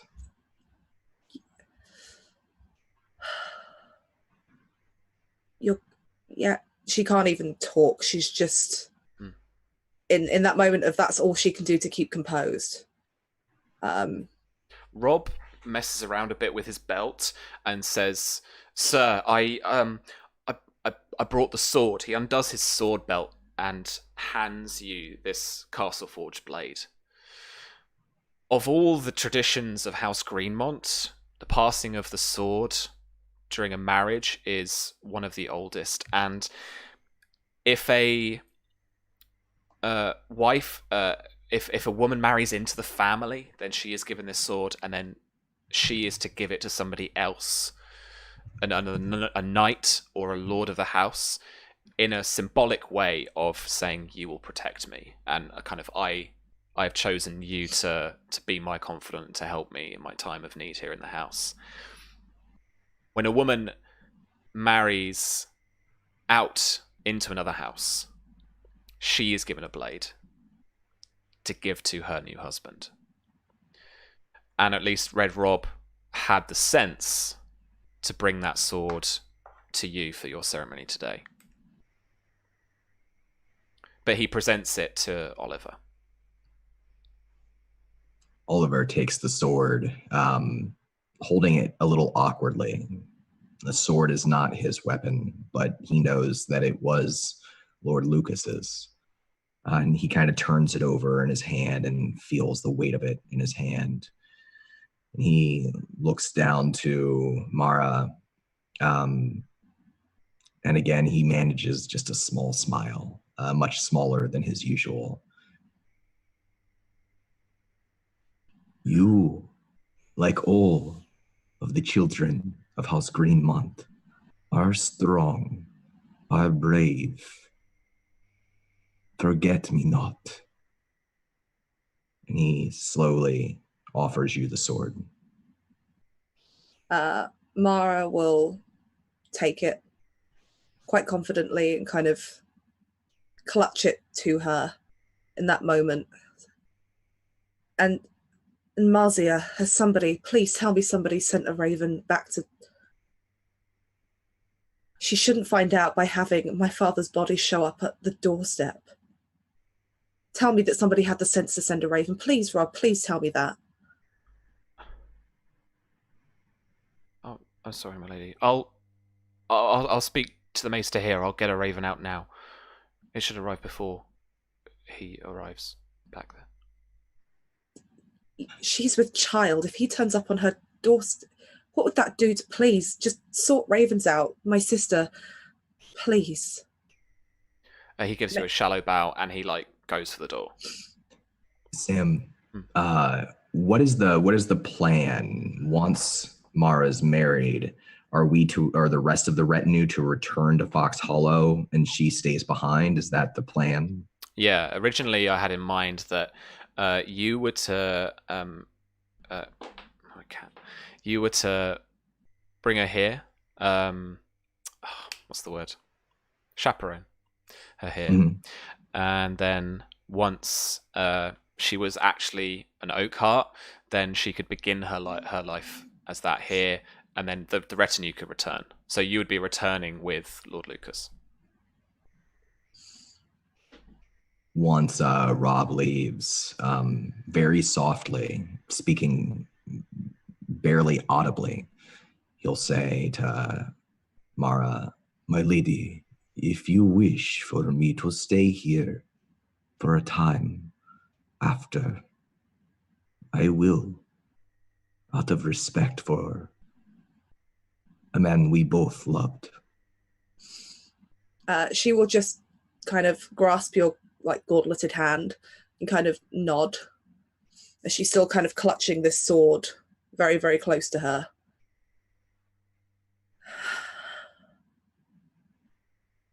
Please, I can't do this now. I have to get married. I can't grieve for him now. Not now. Of course. You must give the blade to the man who will be your new husband. I will walk you down. I will give you away. It will be a great honor, my lady. Thank you, Sir Oliver. And when I am married, then I can grieve for my father. But until then, please send for my handmaidens. I need to get ready. I need this over and done with. Of course, my lady. I will return shortly. And he nods, lingering for a moment. He doesn't want to leave her behind, but he will for two reasons. One, to go and signal her handmaids to return to her, to instruct them to very specifically listen to everything she says and to not mess up a thing, to make sure that it is perfect, that her wedding is perfect and her gown and all of the preparations are as perfect as they can be. Okay, cool. as soon as Sir Oliver leaves the room, she collapses in a heap, and she's just clutching at her father's sword, just in a heap. And she lets herself have that for a few seconds before she picks herself back up and like forces herself to kind of wipe her face, put the sword down on the bed, and just begin getting herself ready before the handmaidens have even got back in the room. Yeah. It's all she can do to, like, I've had my moment and I can grieve later, but I have to do this. Okay. You're going to head back over to Simon. What's the plan here now, then? What's the move you need to make? I don't have my chains, so... Okay. What time is it? What time of day am I currently at? It's late morning. Late morning? Yeah. Thank God, a full day ahead. I wouldn't have imagined that you would have, like, you know... Left that in brewed the dead of this night. up for a day, and then, like, right at the end, at like 5 o'clock on a Friday, been like, so I'm gonna go now. Yeah, I no. don't think that's quite right. So yeah, like mid to late morning. Letters. So many letters. Okay. I'm going to try and ignore the fact that I don't have a chain and send letters to Fox Hollow addressed to Sir Oliver. One addressed to Sir Oliver, one addressed to Mara, or, well, time out. Would I know where Mara is at this point? Would the letter have told me anything? Roll a knowledge check for me, please. Perfectly fine. Is this education or streetwise? Streetwise. Thank God. Okay. I need to check my text difficulties on here. One sec. Sure. Sorry. This is proper one of those when a test becomes relevant moments, because I don't know. I'm gonna need some random decision making here. Streetwise it is. Okay, so we are looking at for you, I think, uncommon knowledge. So you're looking for a difficulty. You're looking to get 9 or more. Well, I rolled a 25. So you're good. I'm good. Yeah. It was Mara you asked up. Mara. I'm Mara, and even though I wouldn't know really what she's all about, Miria. Okay. Yeah, so you know at least their locations, I would say. Okay. In terms of being a bit narrative with time and a bit timey-wimey, Sure. You would know at the very least, that she's betrothed to the Oakhearts, and I think it would make sense to you. It would very much make sense, given the time taken with you here at the Citadel, that you're like, well, she's probably married by now. Like, Old Oak is the place to send this raven. Old Oak is the place. All right. So there's a letter to Sir Oliver going to Fox Hollow. Okay. One to Mara to Oak Hill, announcing my arrival and trying to keep it as discreet as possible what's transpired. Okay. That was going to be a subsequent question, so thank you for answering that. Yeah, making it as discreet as possible. I want nobody's eyes but hers on this. But that's where you're headed to. I'll even, like, if needs be, I'll grab the Raven Maester by the chain and, like, make sure this happens or I'm coming back. Well, you're like, I'm going to get you to make the tests. You're going to make the animal handling tests. So. Oh, great. Wonderful. Oh, God.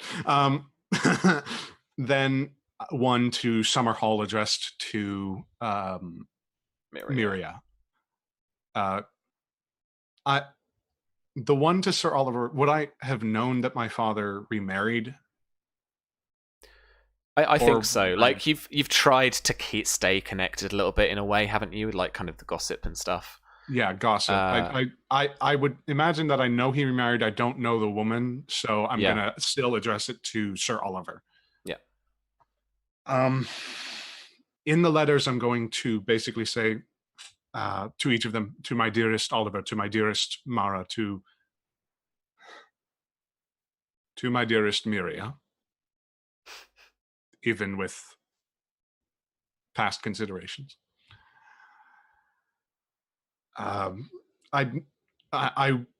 would go through a lot of drafts. Like I'd want to make it flowery, like saying, I heard, unfortunately, upon the eve that scrap that. Most regrettably, I acknowledge what is scrap that. And I would then basically say to my dearest XYZ, I have not forgotten.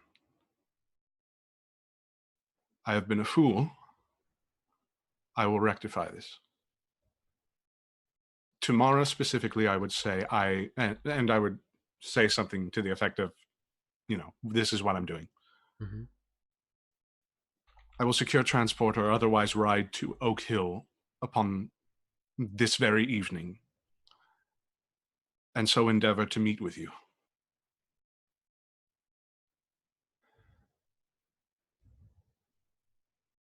Tomorrow specifically, I will say,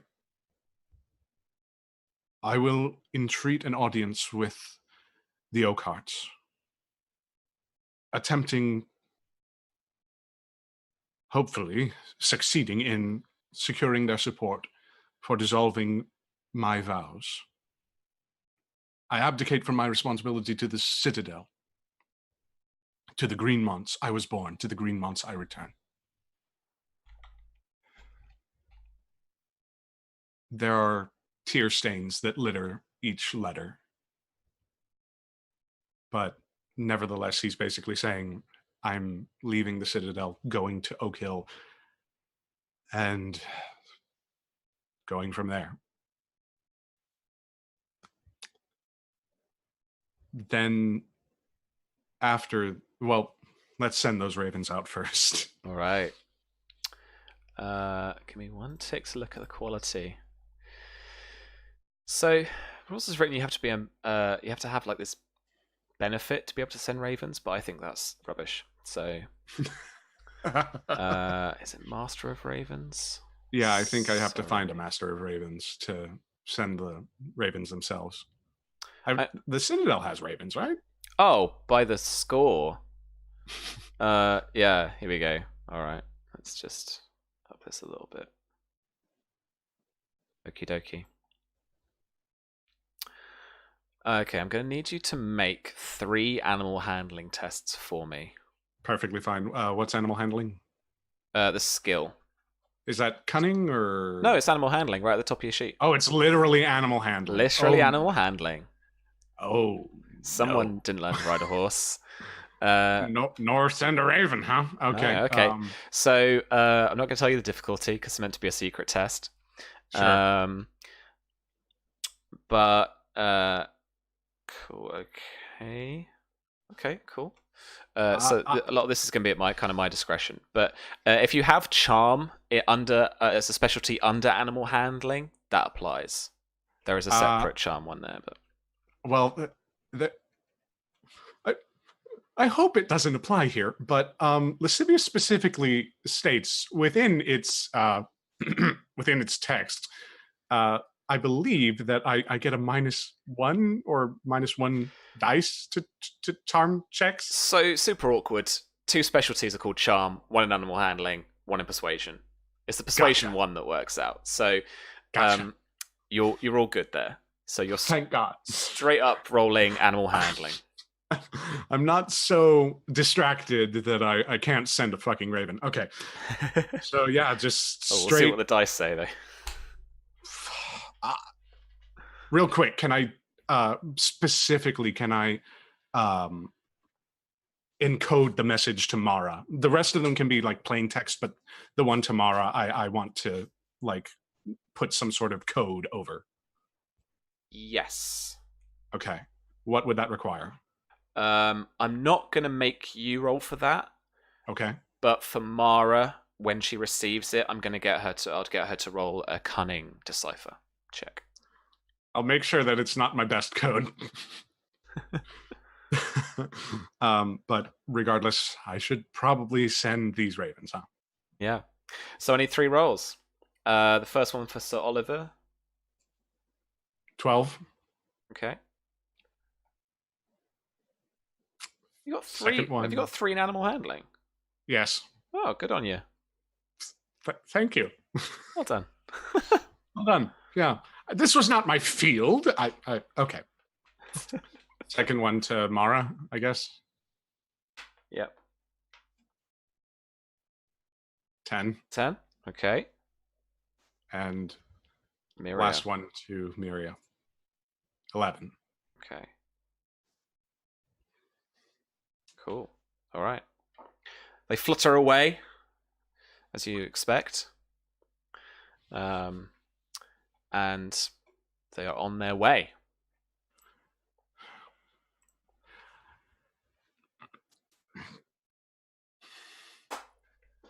I've no money to my name. I've got nothing, right?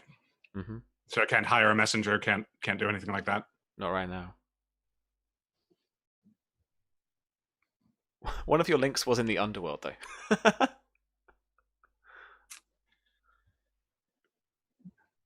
I'd like to find somebody who could maybe get a message out to somebody in Oak Hill, specifically Mara, because this is the backup basically to the Raven, at least for this one. The rest of them I can, whatever. Sure. But this one I want to make sure she hears. So do I know anybody in Old Town that would maybe be okay with me asking a favor of them? Sure. I roll streetwise for me. And I should say somebody who's maybe not on the right side of the law. Yeah. This is gonna. Okay. Cool. I'm gonna give that 2 degrees of success. I was gonna say it's like for your connections at least, like difficulty 9. So that's a couple of degrees. So you can improve upon that success. So you definitely you can find a person. Do you want to define something else about them that just makes them that bit more special, a bit more discreet, a bit cheaper? I don't know. Like, I want them to be the thing that really is good about them. It's that they're. I want it basically to be where nobody would look at this person like they're indiscernible from a crowd. Like they're really just, they blend in supremely well, that it would be assumed that that person could just be somewhere. That sort of extras in a television series. Like you've seen them in a couple of scenes, like you're sure that it's that person, but maybe not. Yeah. So cool. So they've got like there's a face in the crowd quality. We'll give them that. Yeah. So when I spend my evenings writing up more of my NPCs, I'll make sure that this person has face in the crowd. Okay. I imagine this is you going to one of your favorite ladies who can also carry a message. I imagine that after I send off the Raven, I just sort of like tower over the messages and like look up, I need a woman, and then go to that place. Yeah. So this is found in brothel in Old Town. The Lively Lyra. Of course. Yeah. Full of young Dornish women, as there's a bit of a vogue for them here and now. There are also some what they would call exotic beauties from Essos and beyond. But who is the woman that you approach to take this message for you? The woman that I approach would be someone who's familiar with my face. Simon when Simon was talking about breaking vows earlier or forgetting portions of the vows, he neglected to mention that maybe sometimes he forgot himself. But this would be someone he's met recent enough to where they can consider each other like on the level.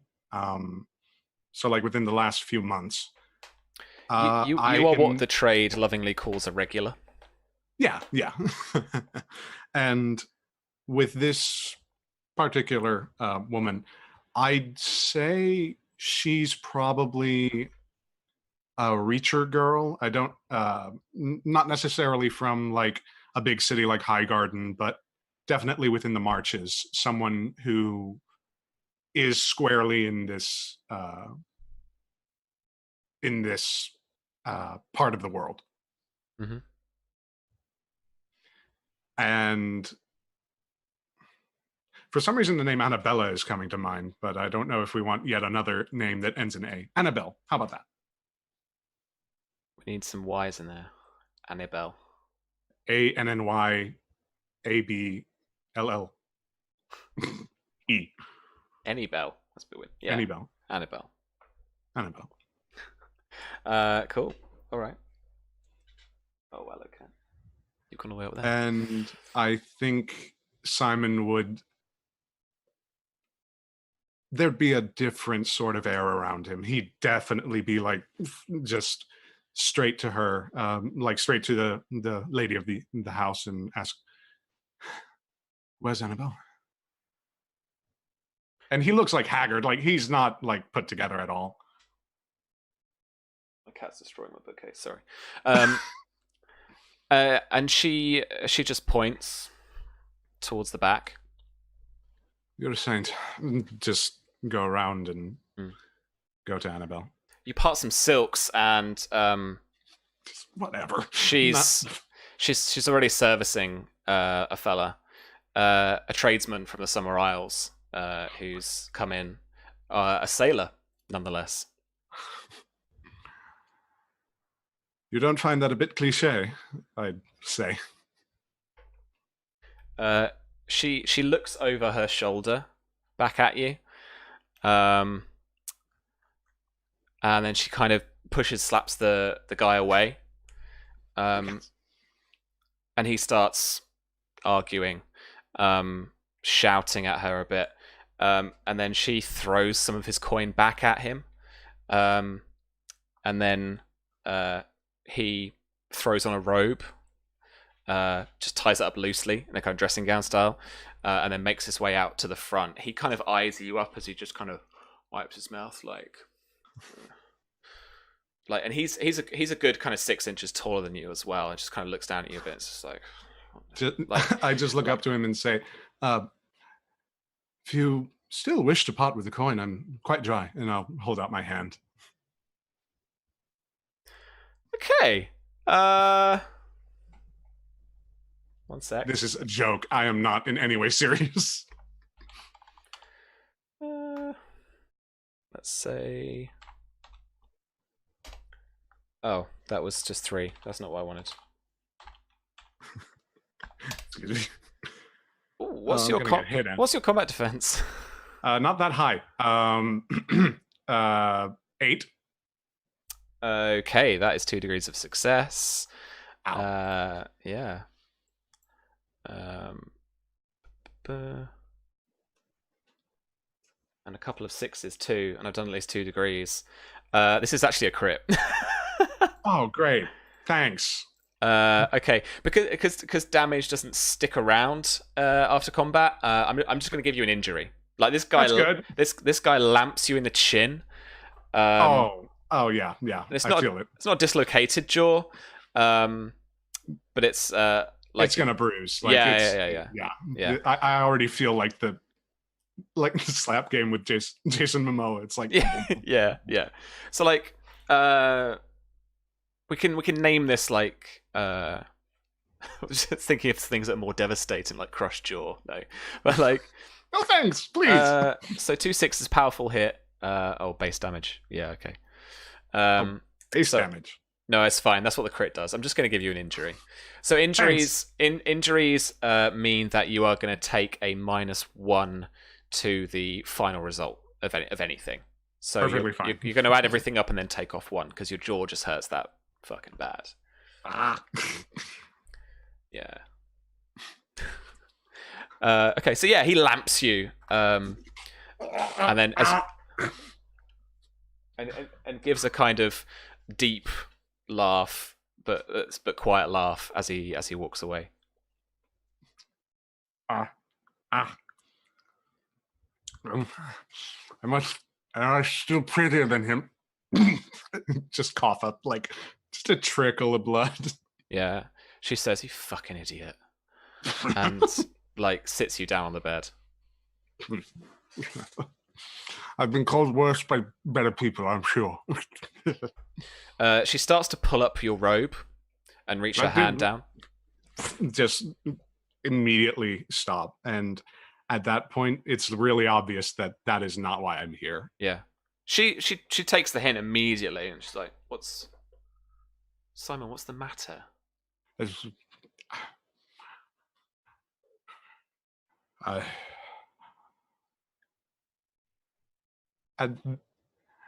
At that point, I think he starts actually kind of processing what he's doing. So he's kind of like lost for words.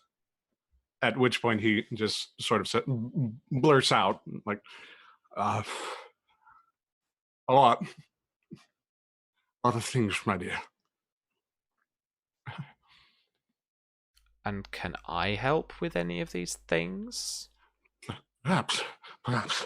He reaches into his robes and pulls out 2 letters. One addressed to Mara and then one addressed to Maester Gillen. Okay. She sighs. She asks, where are these going? One's close by, and I hand them off to her. Okay. She doesn't look at them. The other, not so. I do hope that you don't have any appointments that will be headed out. He starts massaging his jaw at that point. Cool. All right. So cool. You get to make these arrangements. Just for me, where are they headed? What's their intention before we move back to Old Oak? One is a letter to Archmaester Gillen. Yeah. Which I've written out in full, but we can read or I can publish somewhere else. Yeah. It's basically Simon's justification for resigning from the Maesters. And it'll accompany his final work. He debated whether or not to leave the final work, but it'll be accompanied with that. And the other is the unciphered or the deciphered message that was written to Mara. Basically, hey, by the way, I'm coming and I'm gonna try to make this right. Cool. All right. Heading back over to Old Oak, and the time has come to actually walk down the aisle and say your vows. You walk out into the yard, and surrounding you, not only are there the family of the Oakhearts themselves, some of their extended family, but lords from around the Reach and from slightly further beyond are here in force. Mara, would you take in the scene? Would you really have a look around at who's here, or are you focused on where you need to get to?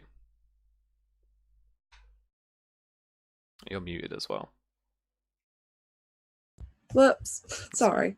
I imagine she would be quite focused on getting to where she's going, but she understands that there is a level of kind of pretense that goes along all of this.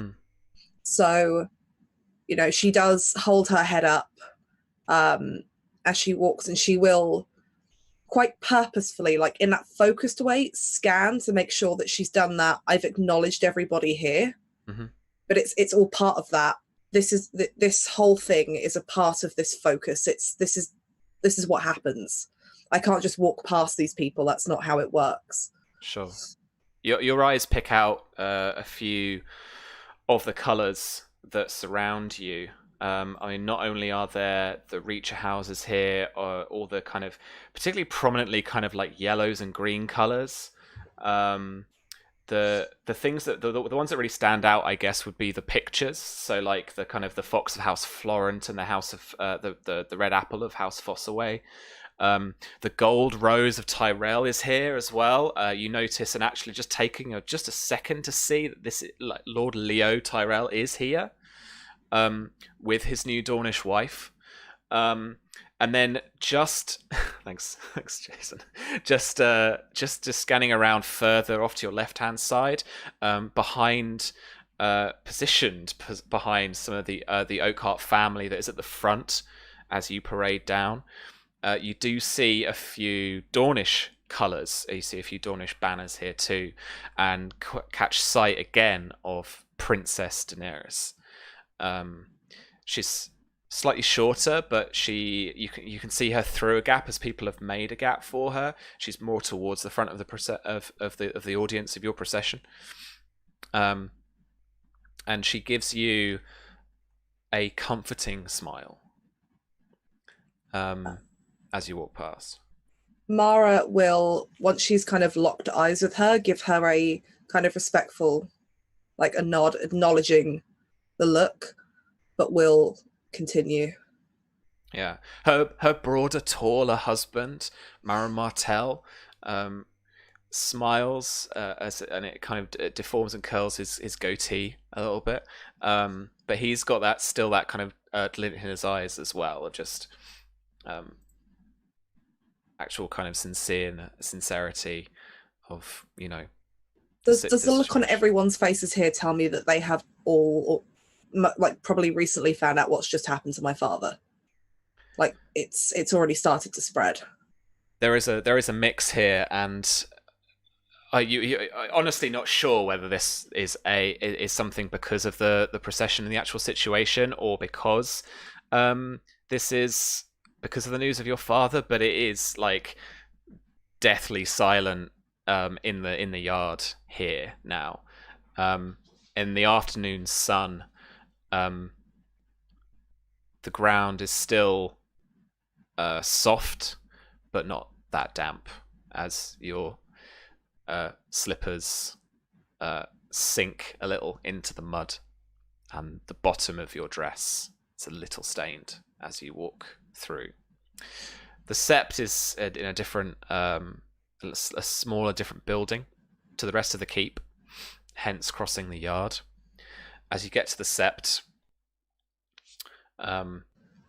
your future mother and father-in-law are stood at the door, and you look into the darkness, and only just illuminated through some of the coloured windows, you can just about make out the sight of your slightly younger husband to be, Lord Alistar Oakhart.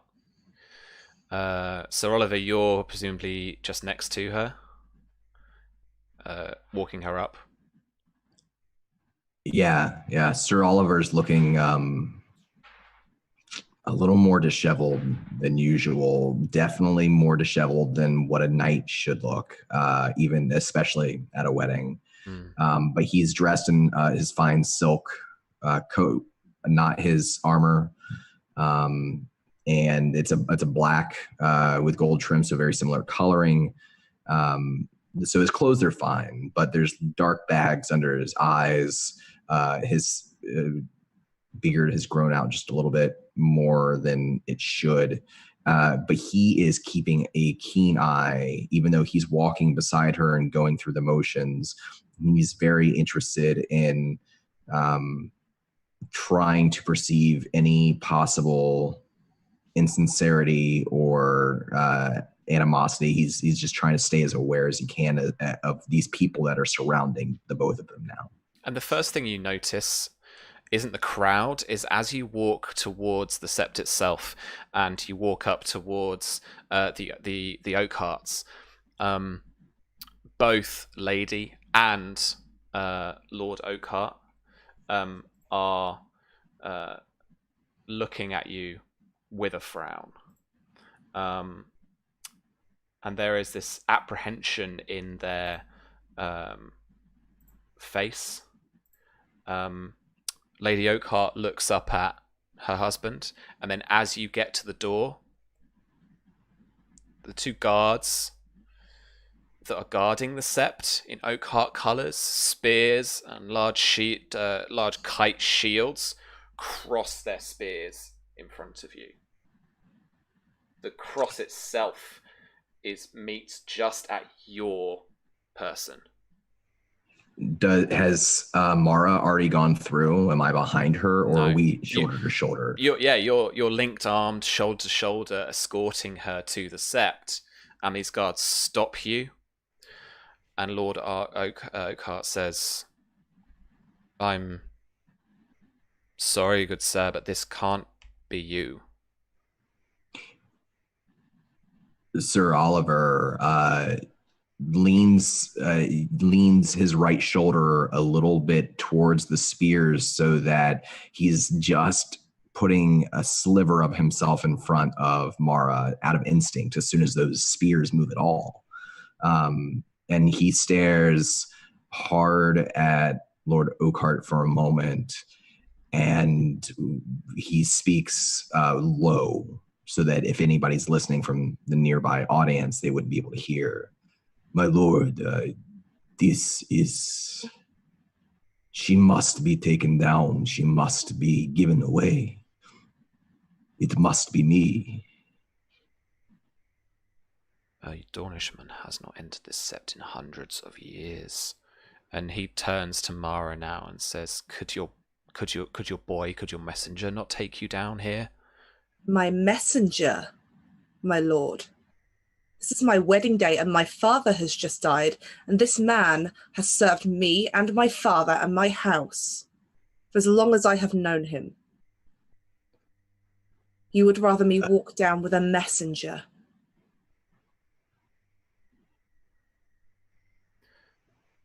How dare you? Like you to roll persuasion for me. Okay. You can pick your specialty based on how you want to approach this. Okay. Oliver, you can assist. So assisting here will be a formidable 12 tests. So it's difficulties that like the 12 is your target number, and it's going to be persuasion as well, I think. I would have to roll a 12 to succeed in assisting her. Yeah, that's it. As can I use my talented thing that lets me add the +1 to dice? The persuasion tests. Yeah, that's universal. That's every persuasion test. I'm going to use convince because at the minute it's kind of that whole, no, you are going to let me do this. You have to let me do this. Sure. Let's see what happens. 24 +1, so 25. Wow. Okay. Yeah, this lands on Lord Lucas like an arrow to the face, as your words drill into him about the loss of your father and how that this man is the most suitable man. There's probably also a little bit of kind of, this is it Greenmont or Oak Hill guards that are crossing their spears? It's Oakheart guards. Oakheart guards, okay. I'm also going to pull up the whole, at my wedding, you dare draw arms at the entrance to a sept for a wedding? And probably pull up a little bit of a Dornishman hasn't stepped foot in this sept for I don't care how long. But have you forgotten who my mother was? Just that kind of shame of like, you've spent so long hating him that you've forgotten your own son's marrying a half Dornish woman. Yeah. Just putting him in his place. Yeah. He turns fairly angrily and walks into the sept, leaving his wife there to look at you both for a second. She is close to tears, and she walks. She nods to the guards, and their spears are drawn back to their positions. Both guards are still locked gazes on you, Oliver, as you guys are allowed into the sept. I will. No, he'll turn, not turn, but just glance down to Mara, not looking at the guards, and there's just a hint of gratefulness in his eyes, but he keeps his chin up, ready to go. Mara will whisper quite quietly, just as they begin to walk, in that kind of like head forward, but just loud enough for Sir Oliver to hear, in that very, I might be getting married, but I am a Greenmont, and I am my father's daughter. While you're in my service, they will not treat you like that again. And just continue walking. Mm-hmm. It's a fairly small sept, and you say that towards the beginning of the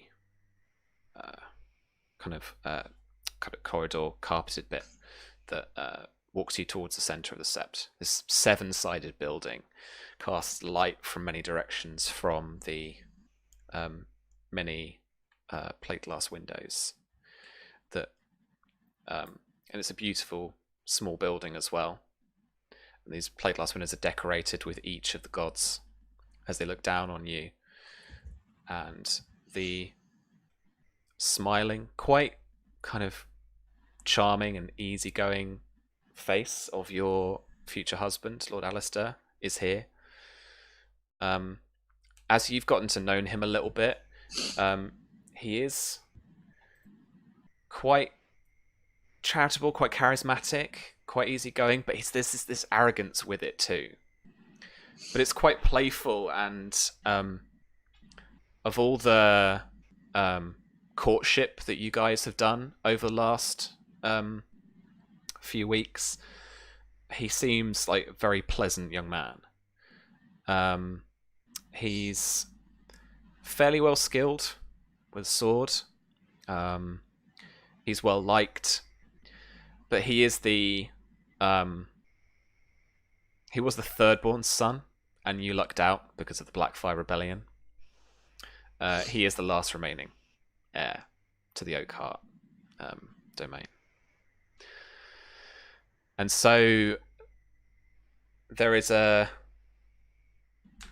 large septon stood facing the both of you, and Sir Oliver takes off your maiden's cloak. Is there anything, Sir Oliver, you want to do particularly about that?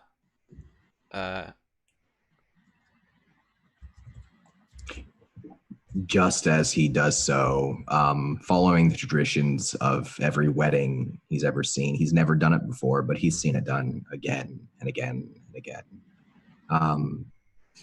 He looks, there's a little bit more light in his eyes now, as it's trickling in through the windows. And as he takes it off and he meets her eyes again, he gives her another reassuring smile. And he mouths the words,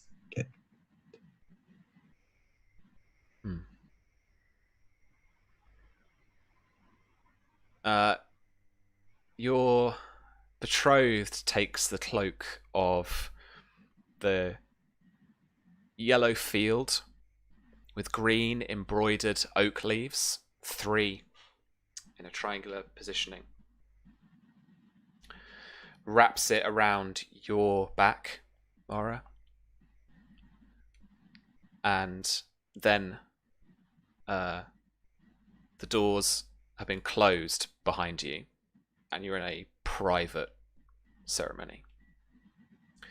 There's still a sense of something in the air of nervous energy, of reverence. There's no one that like takes a breath, even though this is now a much more private endeavor, and the gaze of this crowd in the yard is off you. And it's Lord Alistar eventually, after a little bit of singing, a little bit of words from the Septon, that begins to say his vows. The vows are, with this kiss, I pledge my love and take you for my lady wife. And then the Septon asks you to repeat, with this kiss, With this kiss, I pledge my love I pledge my love and take you for my lord and husband. and take you for my lord and husband. Do you kiss Alistar at this point? Yes. Okay. And the Septon pronounces, in the light of the seven, this man and this woman are one flesh, one heart, one soul, now and forever. And again, as I said before about the sword of this ceremony being one of the oldest for House Greenmont, Sir Oliver is now down to you to pass his sword to Mara so that she may pass it to Lord Alistar. He takes the sword and holds it up, display, turns his shoulders slightly so that those standing behind who are witness to this private ceremony can see the blade, see what sword it is. He touches it just for a second to his chest, and then he bows his head and extends it down to Mara. And Mara will take it, and she will take a moment to hold it in her hands and feel the weight, and she's probably just having a slight memory of the time she's seen her father with it. And she will turn to Alistar and she will give him a look, because he's probably heard what's happened at this point. If anybody here knows that her father has died, it's him. And she gives him a look that says, I'm about to give you something that is so important. And she, almost a little bit reluctantly, hands it over to him.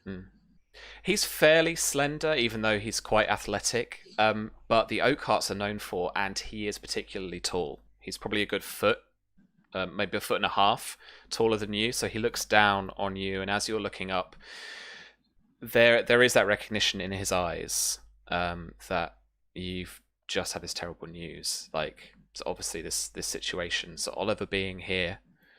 So Oliver, you've not felt any particular angst or anger towards you being here by him.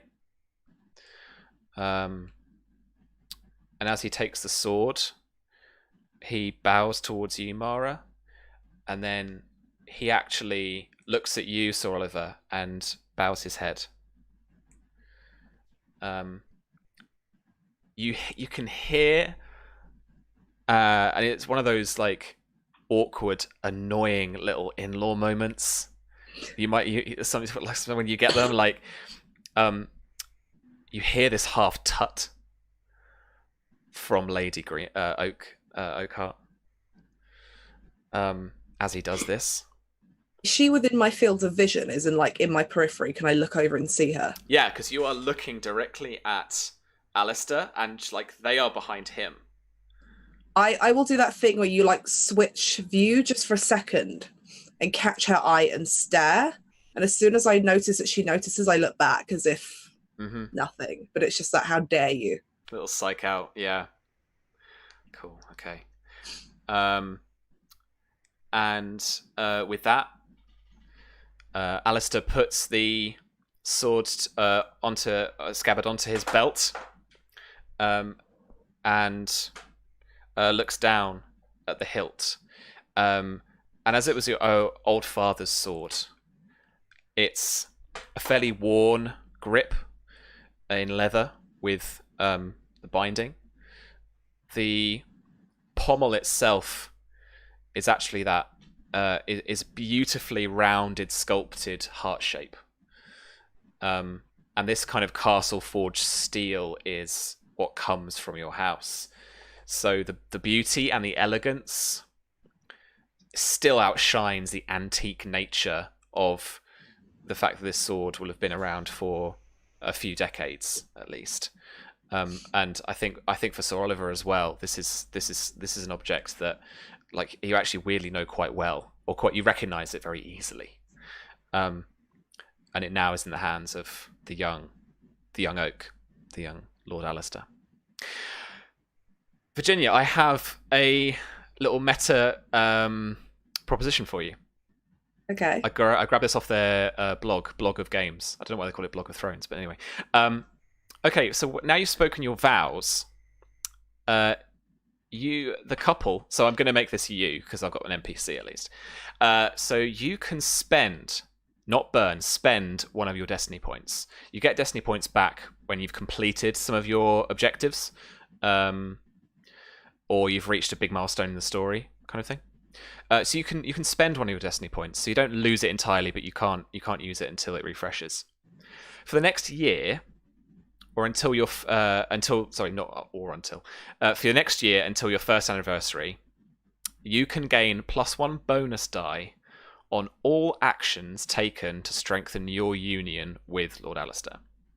So that might be him defending you physically from danger. That might be engage in intrigue to get someone to like him better, or to, save you guys face or something, or avoid people trying to take actions to betray or harm him. Or it could even be, as they say, an endurance test to survive difficult pregnancies or sicknesses. So it's up to you. Did you want to spend a destiny point now and gain that benefit? Does that also include things like, for example, like deception to make him feel like things are better and things like that as well? I would say no, because that's falsely kind of providing you're trying to build your marriage up. This is about truly kind of doing it. Yeah, I'll spend that destiny point. Okay. So grab pop wedding vows into your benefits there. Okay. And then basically +1 bonus die on a test that has been done to kind of strengthen your union, and that's just like discretionary, however it comes up in play. So yeah, I mean, so that's destiny points aren't as easygoing as kind of getting them refreshed every session or anything like that. You do have to kind of reach a milestone or actually accomplish an objective, but they do provide you with some good benefits. Like they give you extra bonus dice, they give you extra keep dice and stuff as well, and you can change little minor bits of a scene. Say for example, like Don, if you decided that actually I'm going to burn a destiny point and I'm not going to be like stopped from trying to get into here, then you would have just kind of carried on through. So burning it is a much bigger thing that you can do, but you lose it forever. Spending it, you have to wait till it refreshes, kind of thing. But that's that. Okay. The feast is a chaos of lords and ladies, and the dais itself has really had to like the seating arrangements last minute have had to be really careful. So not only have you got a princess of House Targaryen, you've got Maren Martell, you've got Leah Longthorn, so you've got 2 house paramounts here. You and Alistar are in the central chairs, obviously. So you are the lord and lady of the night. You know, it's a kind of that everyone essentially has to kind of do you the honor, like bowing to you. Let me tell you from actual experience, lived experience, is like this weird, crazy feeling. Like you're so present, and it's just you're so aware, and you're riding high at the moment, I imagine. So right, because you said you're not taking the time to mourn. You're not really focusing on it or thinking about it. You are present. You're riding quite high. You've probably now had a few glasses of Arbor Gold. And sat to your left-hand side, as you're sat to Alistar's left, are your new in-laws. You're sat next to Lord not Lucas, that's your dad.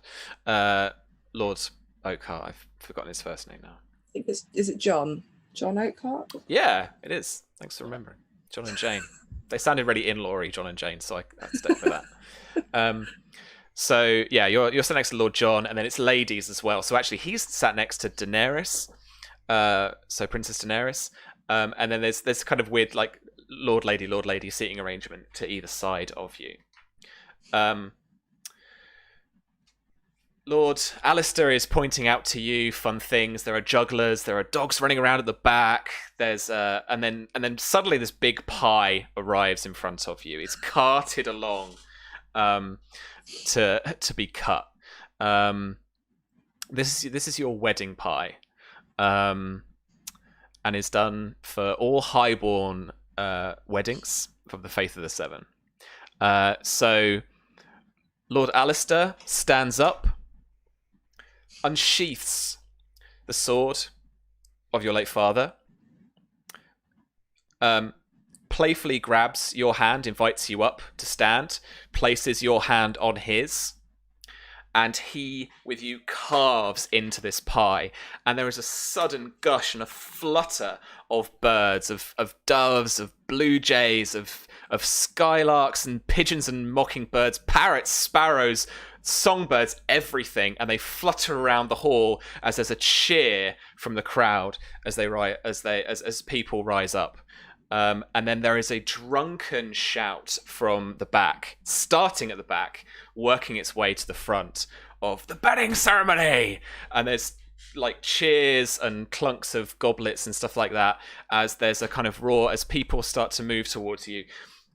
People are now grabbing you and your husband and picking you up. As they're picking you up, as they're marching you off towards the back of the Great Hall, up towards the steps where you'll be spending your first night together, they're actually starting to tear away at the dress a little bit. There are a couple of drunken lads and knights who are getting a little bit too violent with it and are actually starting to rip at some of the seams slightly. Lord Alistar is already half dressed. His doublet has come off. People are ripping at his tights. And you guys are being taken upstairs, derobed, and put to bed. But Sir Oliver, I imagine, stays in the hall. He would at least, like, when he sees the beginning of the bedding ceremony, he's seen them many times. He's seen them get out of hand. He would at least follow at the back of the crowd, not engaging, not partaking, but making sure that if anyone got too aggressive or too violent, he could just reach in and try to pull them back. Sure. As you go to do so, just as you reach the bottom of the stairs, you're stopped. You walk into a tabard of that sandy colour. Looking up is the wine-stained thing that comes down, the emblem of your house, the black portcullis thing. And looking up now is the large, not impressive, but like impressing on you, face of your brother, Horatio, known as Horace for his arrogance and his horrible nature. What a wedding, he says at you. Yes, what a wedding. And the bedding ceremony passes by above you and goes back into the corridor, up the steps, and they are kind of lost as you are locked, and your circle of attention goes down to just this two of you, just this conversation, just inches apart from each other's faces. Fuck, you've got old. And he takes another swig of a Dornish red that he's got. I like the way it sits on my face. I think I look kinder than I used to. It has been a long time, brother. Come, let us embrace as brothers do. He opens up his arms for Horatio. Mm-hmm. He kind of pushes at your chest with this goblet, and there's wine spilling onto your green and black. And he says, I would rather embrace you in the lists to fight me, old man. Oh, so you are a tournament champion now, is that it? You would fight in the tournament? Awards don't fucking bother me. But what of our house, my young brother? What if you got hurt? I have no worries about the stability of my brother. He's still well. He will inherit. You will not, obviously. But let's at least have some fucking fun. And he grabs him and tries to bear hug him as he Okay. laughs. Sure. Yeah, and like he reciprocates actually. Like, and he actually is a little unsteady on his feet. So you hold him up. I will see you on the lists, brother. It would be an honor. Good. I thought it was going to be harder than that. And he like he slips away, but you can say up like a parting shot. I am just so happy to see you again.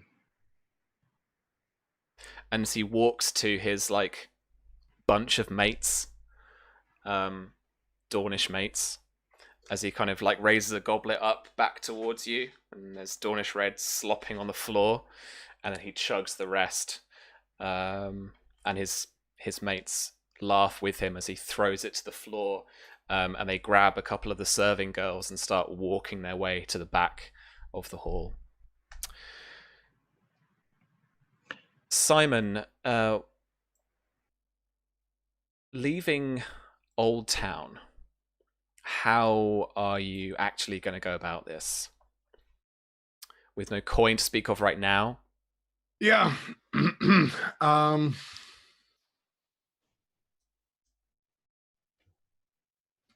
Two avenues that I can think I could go down. One is trying to get in touch with Tamora Hightower, see if she could help an old friend. Number two is basically trying to convince some merchant who's going in that direction, maybe not directly to, but like as near as makes no difference to where I could walk or otherwise like ride a horse even, of my utility and like convince them to drag me along, basically. Okay. To be honest, I'm going to try the Tamara thing first. Yeah, well, I was going to frame this game-wise so that if you... so that actually, so your streetwise is pretty good, but getting in to see her is going to be very difficult. Oh, yeah, no. It's going to be... So getting to see her, if this is your actual avenue of like your first thing you're going to do, right. I think this is actually going to be a status test. Oh, you're great. You're wonderful. I'm so glad. All right, fine. I'll give it. Streetwise bonus dice will apply though. Thank you. Because it feels like kind of the gathering information-y type stuff. Yeah. Okay. So I've got 1 die in street dice and 3 in status. So 46. Is that how that works? Yeah. Do you just remind me? Are you dropping any dice from the status from your drawbacks? Oh, that's a good point. I have a flaw in status. Yeah. So you'll actually be rolling 4, keeping 2. 2, you say? Yeah. Difficulty is going to be target you're looking for is 9. better. Oh no. In this grand scheme of things, this is going to be quite difficult. Okay. I've got this. I have this. There is. Okay, so roll. It's 46 and I'm rolling. Yep, and keeping 2. But keeping 2. Yeah, K2. K2.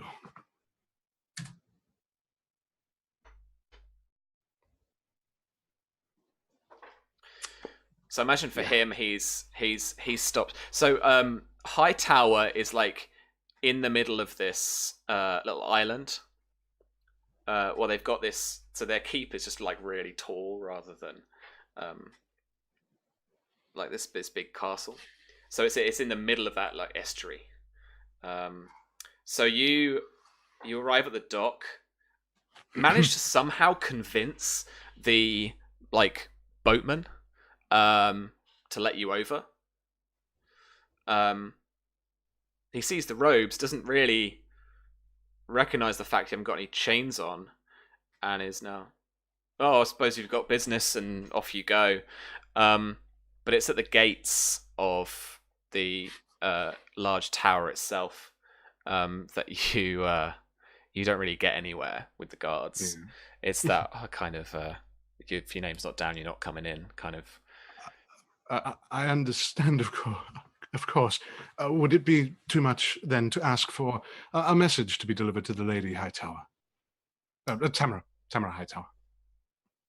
Okay, I need you to roll persuasion for me. Oh, damn. Okay.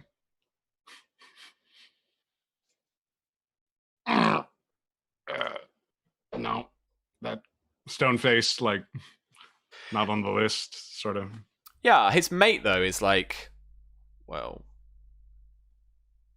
it's pretty thirsty work on the door.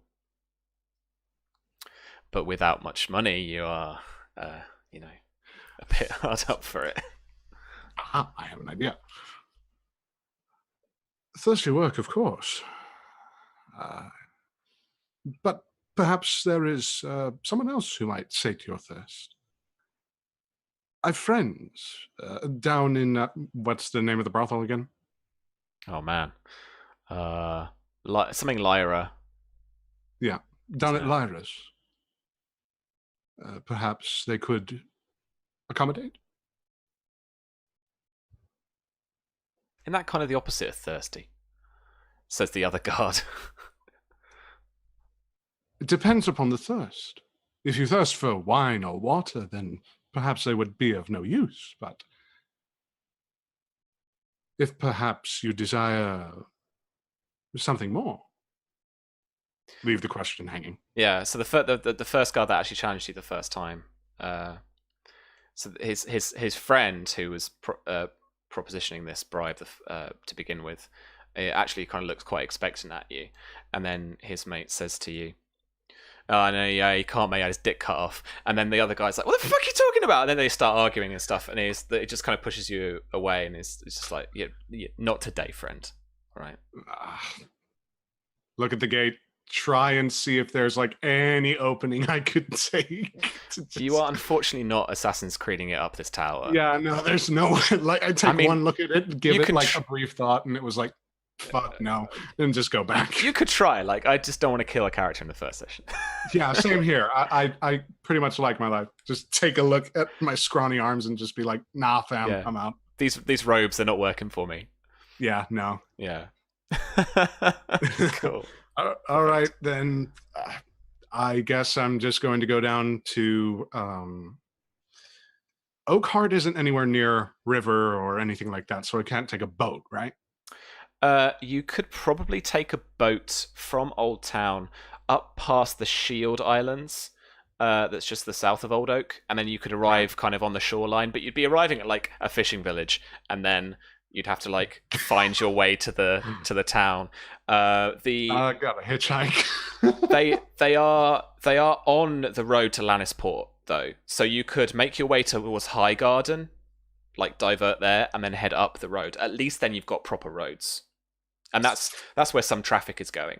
I mean, so from Old Town, it's a big port city as well, so it's gonna have like it's gonna have boats going all across the world. in and out every day. Yeah. So you could find a way out either way.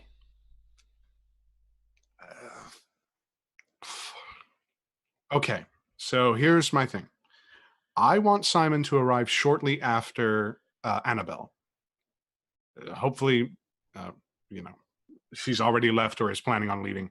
Mm-hmm. So what would be the fastest way? By boat. By boat would be the fastest way. Yeah. Okay. I don't know if she's going by boat, but I am. So okay. If I get there beforehand, hope you got my letter. Okay. You didn't get my letter.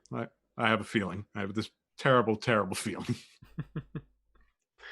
Okay, so the only thing to resolve then is actually maybe we'll leave it hanging.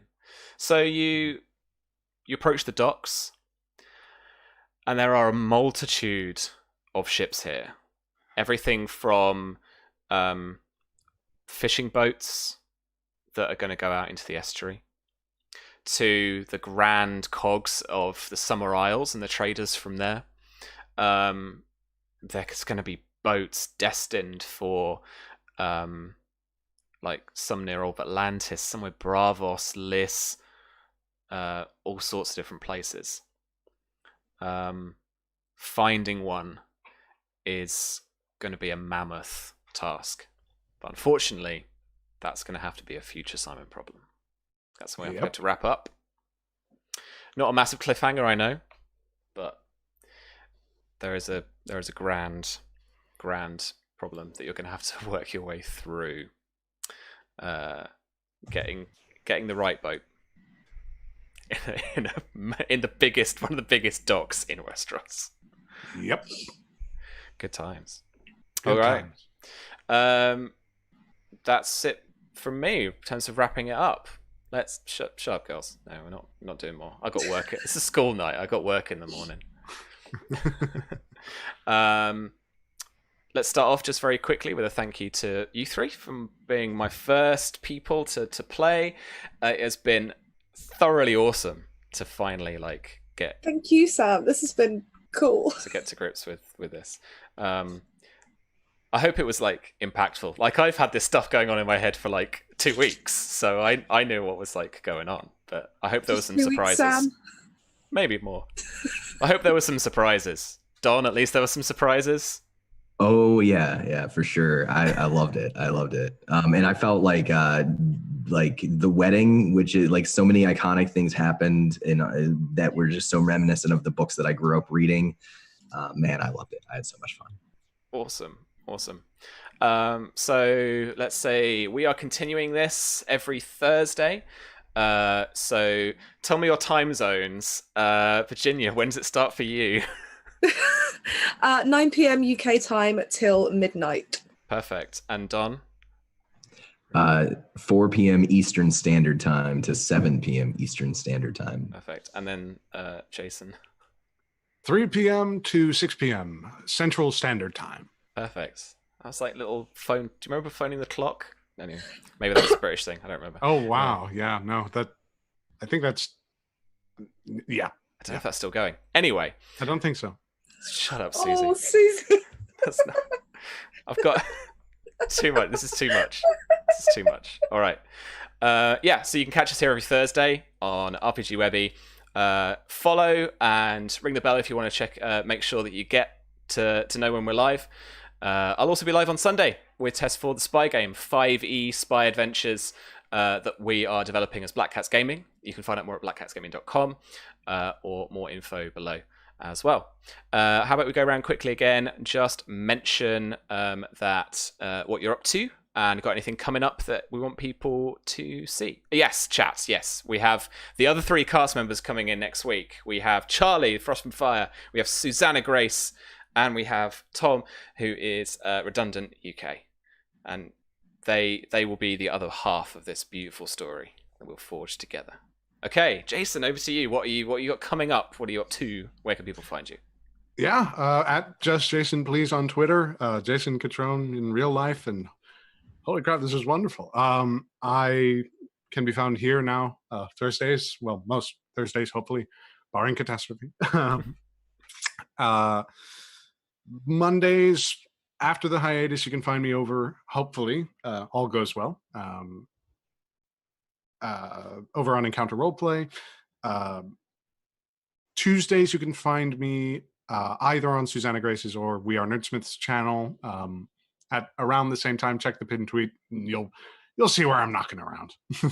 But this was fantastic. I'm so glad to be a part of this. Awesome, thank you, man. Don, what are you up to, and where can we find you?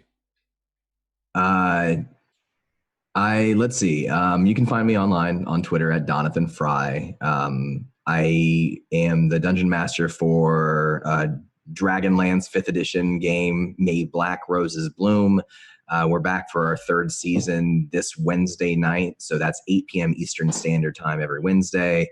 And like with this and Game of Thrones and A Song of Ice and Fire, as a matter of fact, even longer, Dragonlance is a fantasy series that I grew up reading. I was actually I think I was a teenager when I first read Game of Thrones, but I was a much younger boy when I read Dragonlance. So I have a lot of passion for that story, and we do that every Wednesday night. And I'm also very excited. I know some folks are, I'm very involved with Tales from the Grim with my good buddy Greg.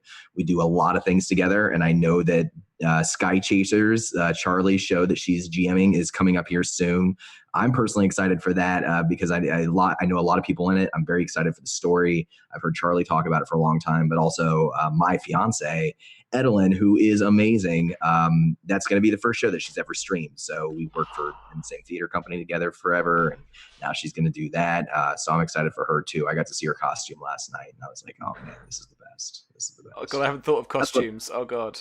No, I'm sorry. No, it's fine. I tried to put together a costume for my night today. It literally fell apart. So we'll see. Maybe next time I'll have something. We'll see about that. But yeah, find me online. I play games. I had a blast. Thank you so much for including me and bringing me in on this. I cannot wait to see what happens. And I always knew that I was going to find a reason to get into the tournament, but I really hate my younger brother more than I thought I would. And I thought I was going to hate him a lot. So now that I met him, I'm totally ready for this tournament. I'm excited for whatever happens next. Amazing. Thank you for bringing all of his energy. It's so cool.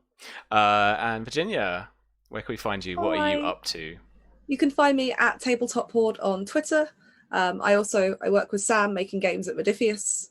But you can find me obviously here on Thursdays, and I never want to leave because this is great. Don't stop. I don't think you understand how much joy it brings me, even in RPGs, to talk down some old dude and just be like, no, I'm not having this. Out of my way. That needed to happen. The guy's an arse. All right, perfect. Yeah. Well, thank you very much for watching and sticking around for this long. We hope to see you next week. Otherwise, enjoy season 8 of Game of Thrones. My chat has a spoiler-free zone, though. Let's hope everyone's safe and happy next week, and it's all fine. Okay. Enjoy, folks.